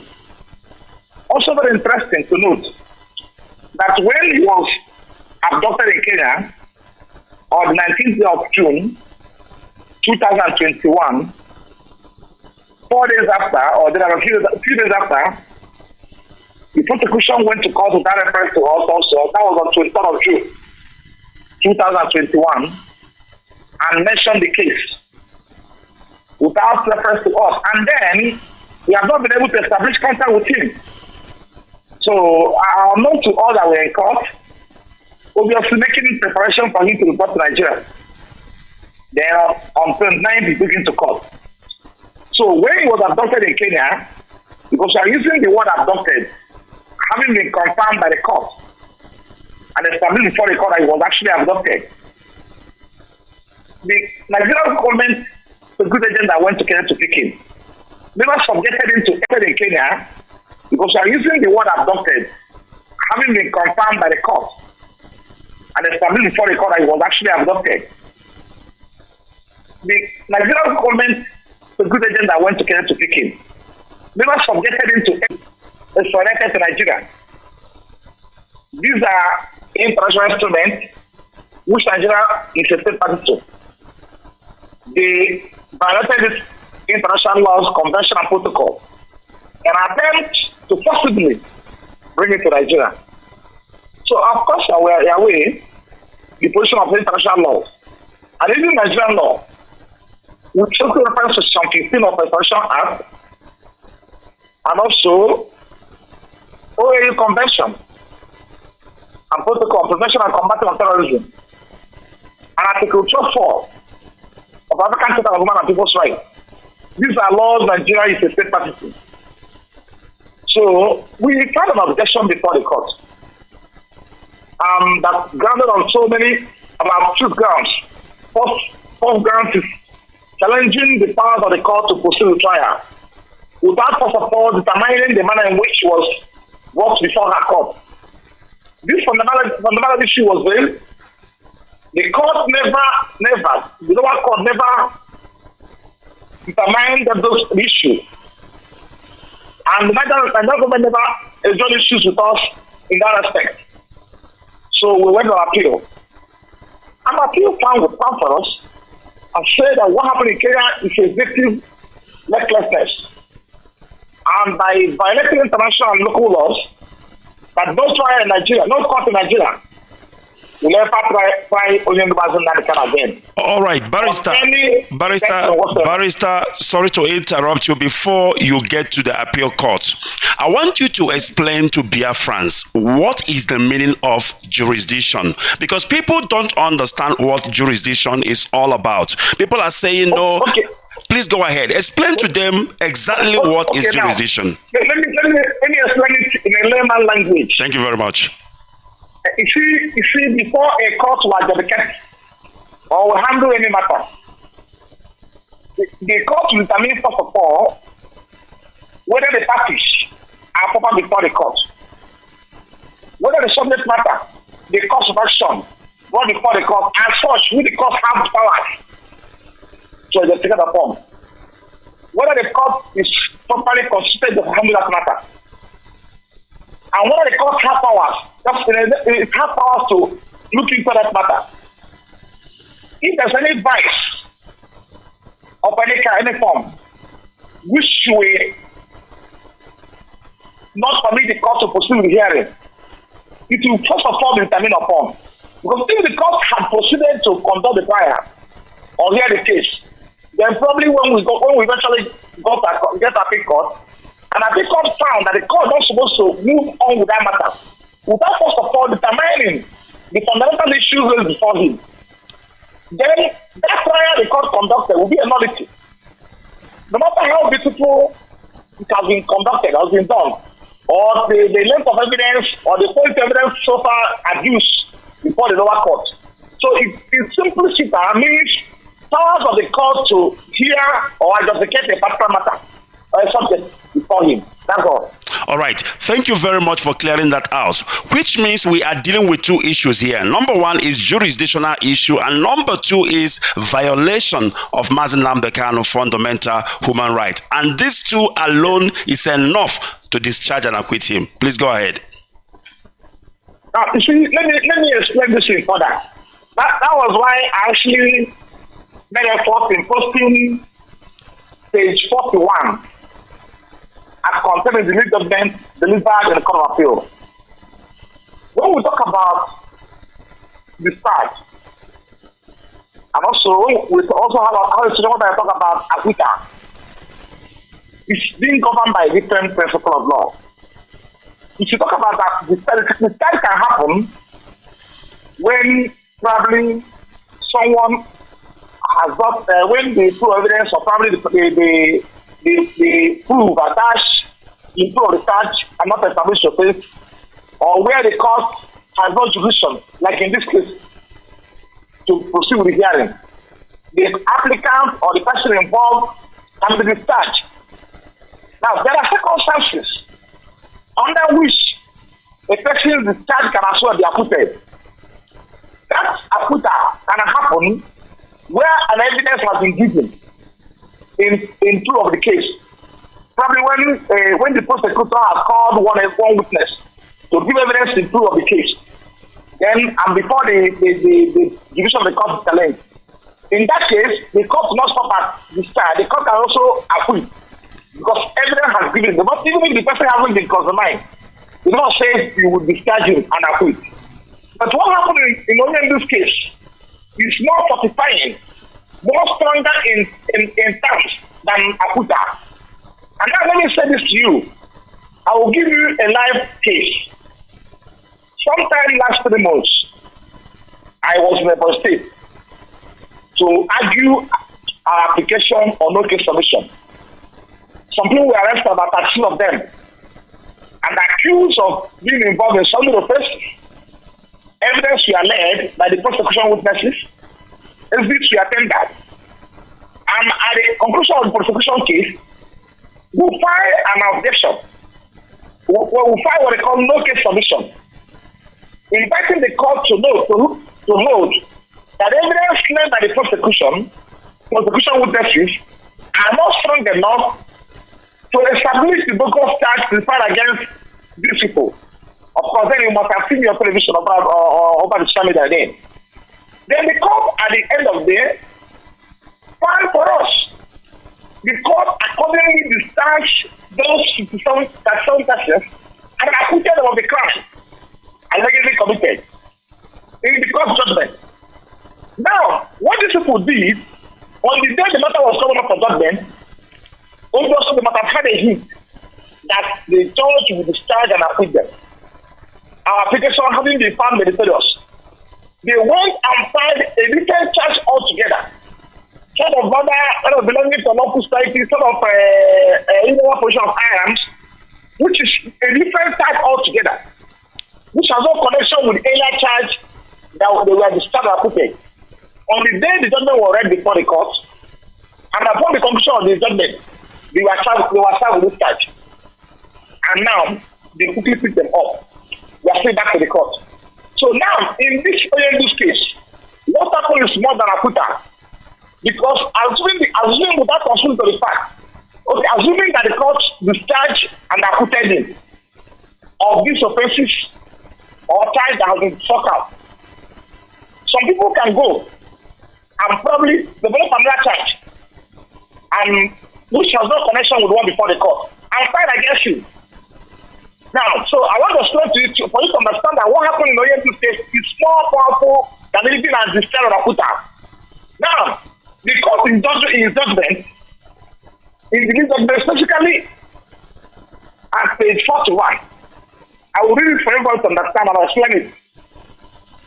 The court at page 41 holds that the consequence of this section, the court was actually referring to an argument under section 15 of the Extradition Act, Cap E25, Laws of the Federation 204. This was a law ratified and operational in Nigeria. The court was referring to this section and the court holds that the consequence of this section, is that the appellant, that is Onyendu, is prohibited from being detained, tried, or otherwise dealt with in Nigeria for or in respect of any offense allegedly committed by him before his extraordinary rendition to Nigeria. Lower court thus has no jurisdiction, I further hold, to try the appellant, that's Onyendu, on count 1, 2, 3, 4, 5, 8, and 15, which were returned by it. Being charges allegedly committed by that appellant, that's Onyendu, prior to his extraordinary rendition. In addition, by the possible abduction and extraordinary rendition of the appellant, that's Onyendu, from Kenya to this country, on the 27th day of June 2021, in violation of international and state law, the lower court, or indeed any other court, the lower court means the federal high court, or indeed any other court in this country, Nigeria, is divested of jurisdiction to entertain charges against the appellant, and I so hold. So this decision is extant. It shows that you can never investigate him again.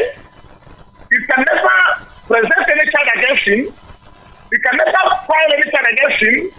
He can never be subjected to any trial whatsoever in any court in Nigeria. So the decision is more powerful than even acquittal on the charge in principle. So that's why they are indelible. And they have no option than to obey this decision of the second appeal. So I believe I've explained it in a manner people understand. So what happened in his case is more powerful than acquittal and discharge. In Akuta, somebody who is acquitted of an offense can still be arrested on a different offense and charged to court. But in this case, he can never be charged on any offense whatsoever in any court in Nigeria. That's the decision of the court. So go on. Barrister, so can you explain to me the term? Because the way I see it, it appears that Attorney General is trying to make something out of nothing. Can you explain that term to me and Biafrans and our listeners? Making something out of nothing, because that's basically what the Nigerian government is trying to do in this matter. Please go ahead. No, what happened is that placing something, if I can understand you, placing something without, okay, placing something on air. That's correct. That's correct. Understand.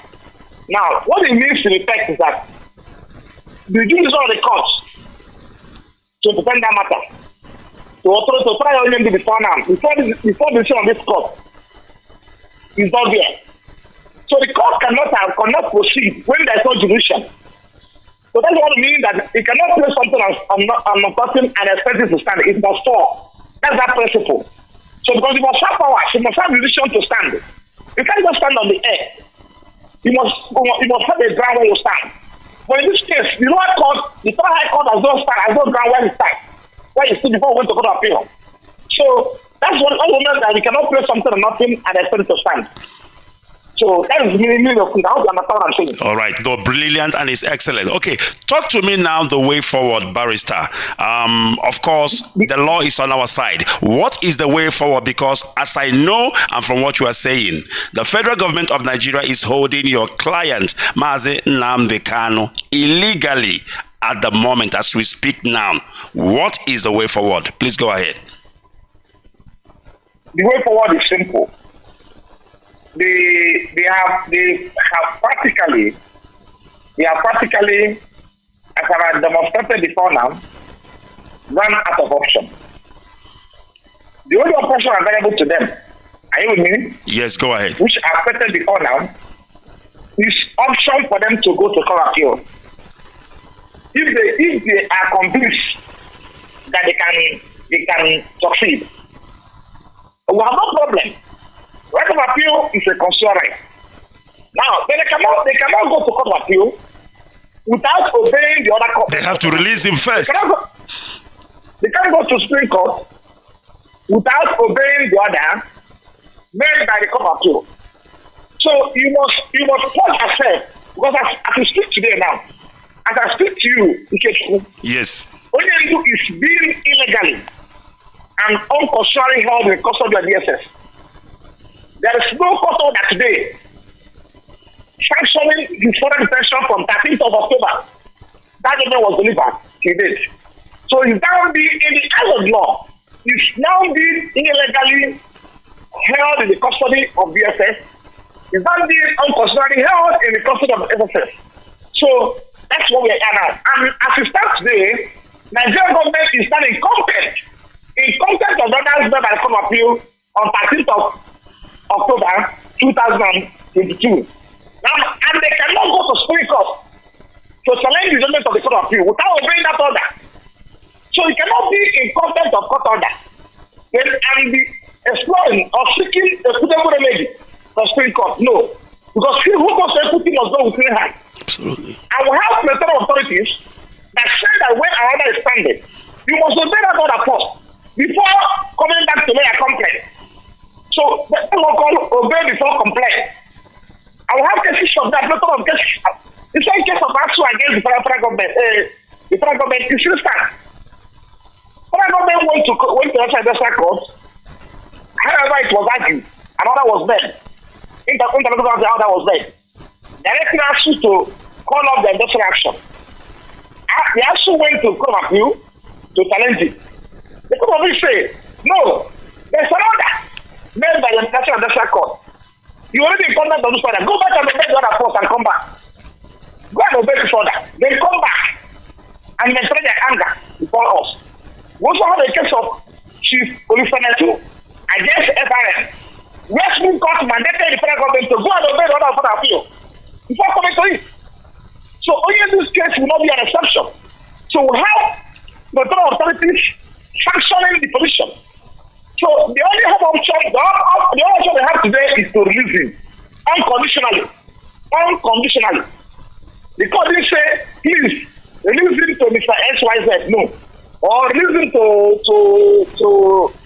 Ikechukwu where you are, no. Because I called for prohibited foreign intention. In the sentence of this court, the court prohibited foreign intention. The foreign intention is where is being kept now. So everything they are doing today in regards to Oyenduma and kind of right is tainted with illegality. So and we are exploring aggressively legal options that will compel immediate obedience. I may not discuss it in this platform, but we are making serious progress. And I can assure you we are seeing green light. We shall not discuss here. We are seeing green light. You can take that to the bank. All right. Thank you very much, Barrister. Barrister, I know you're a busy man, and of course, I promised you that I'm not going to keep you for longer. But before I let you go, Barrister, I want you to give some assurance to Biafrans because people are waiting. People, the celebration is on, but somehow it is still on hold and they are waiting for the climax. What assurance will you give to Biafrans that our erudite leader, Mazi Nnamdi Kanu, will be with us very soon? Please go ahead.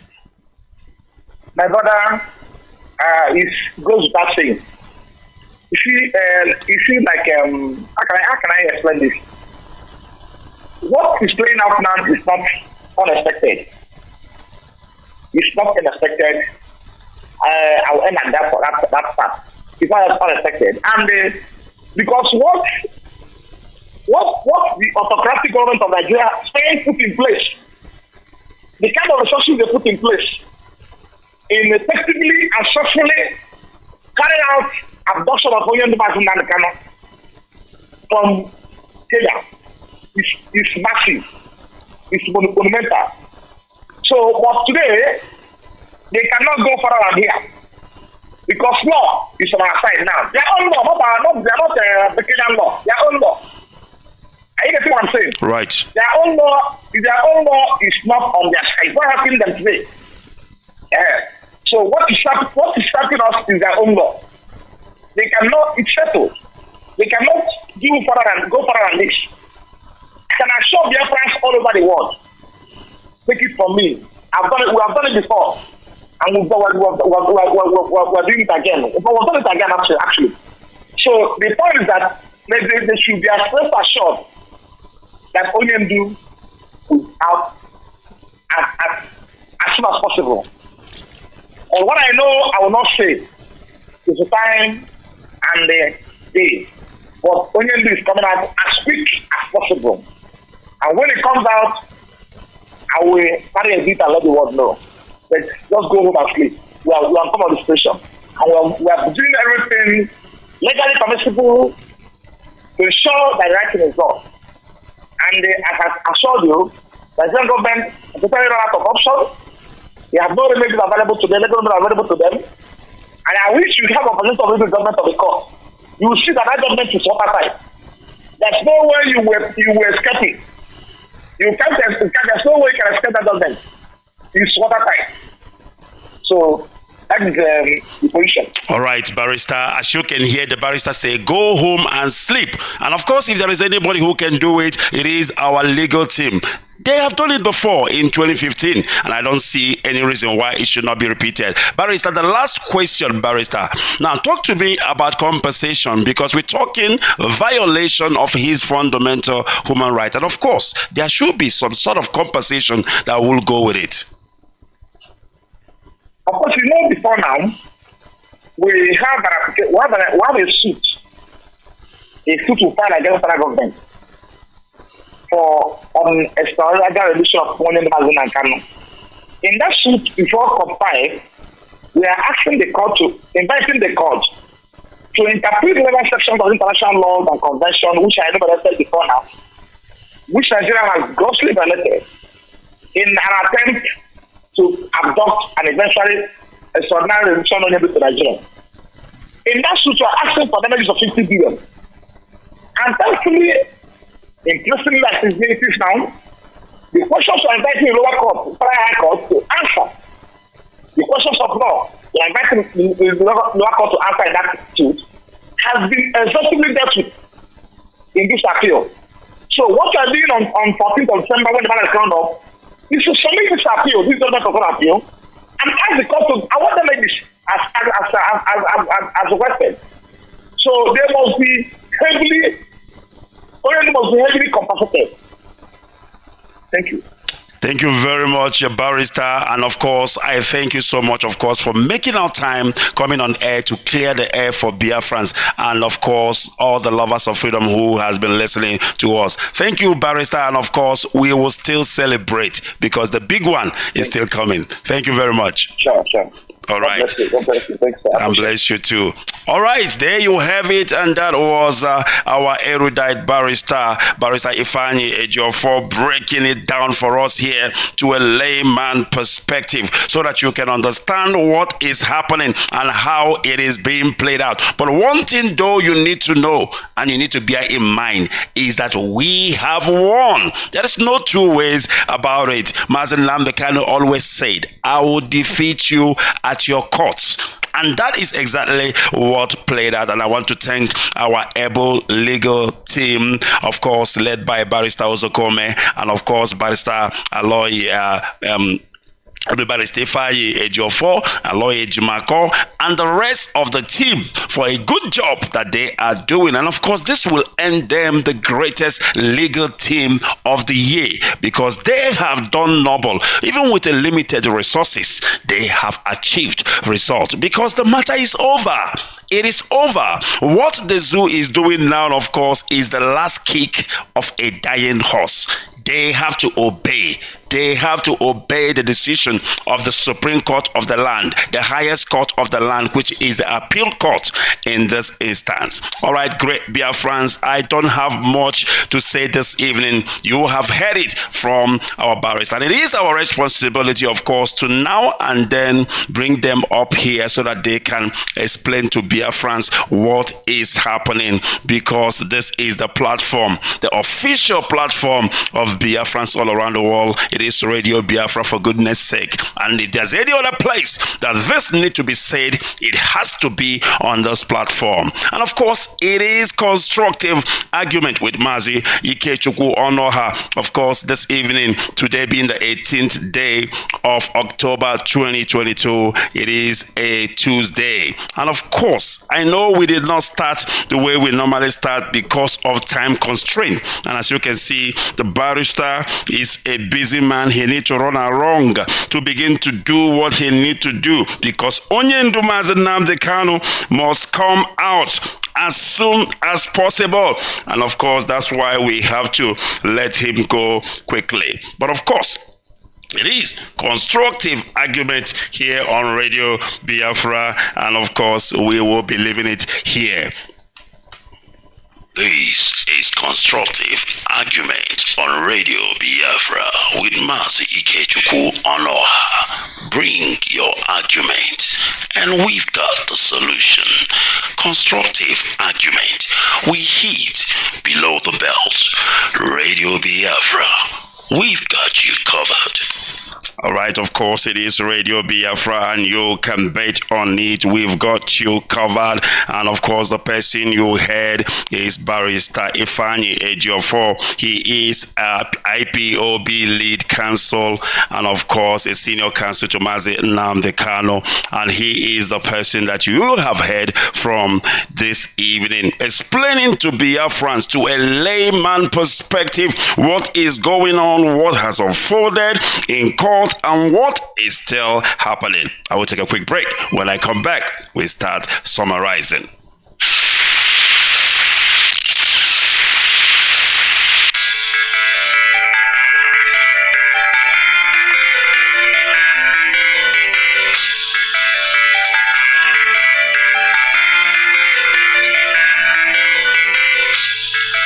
Radio Biafra. We saturate the whole of Biafra land. Wherever you are, just touch the dial. 102.1 FM. Hello?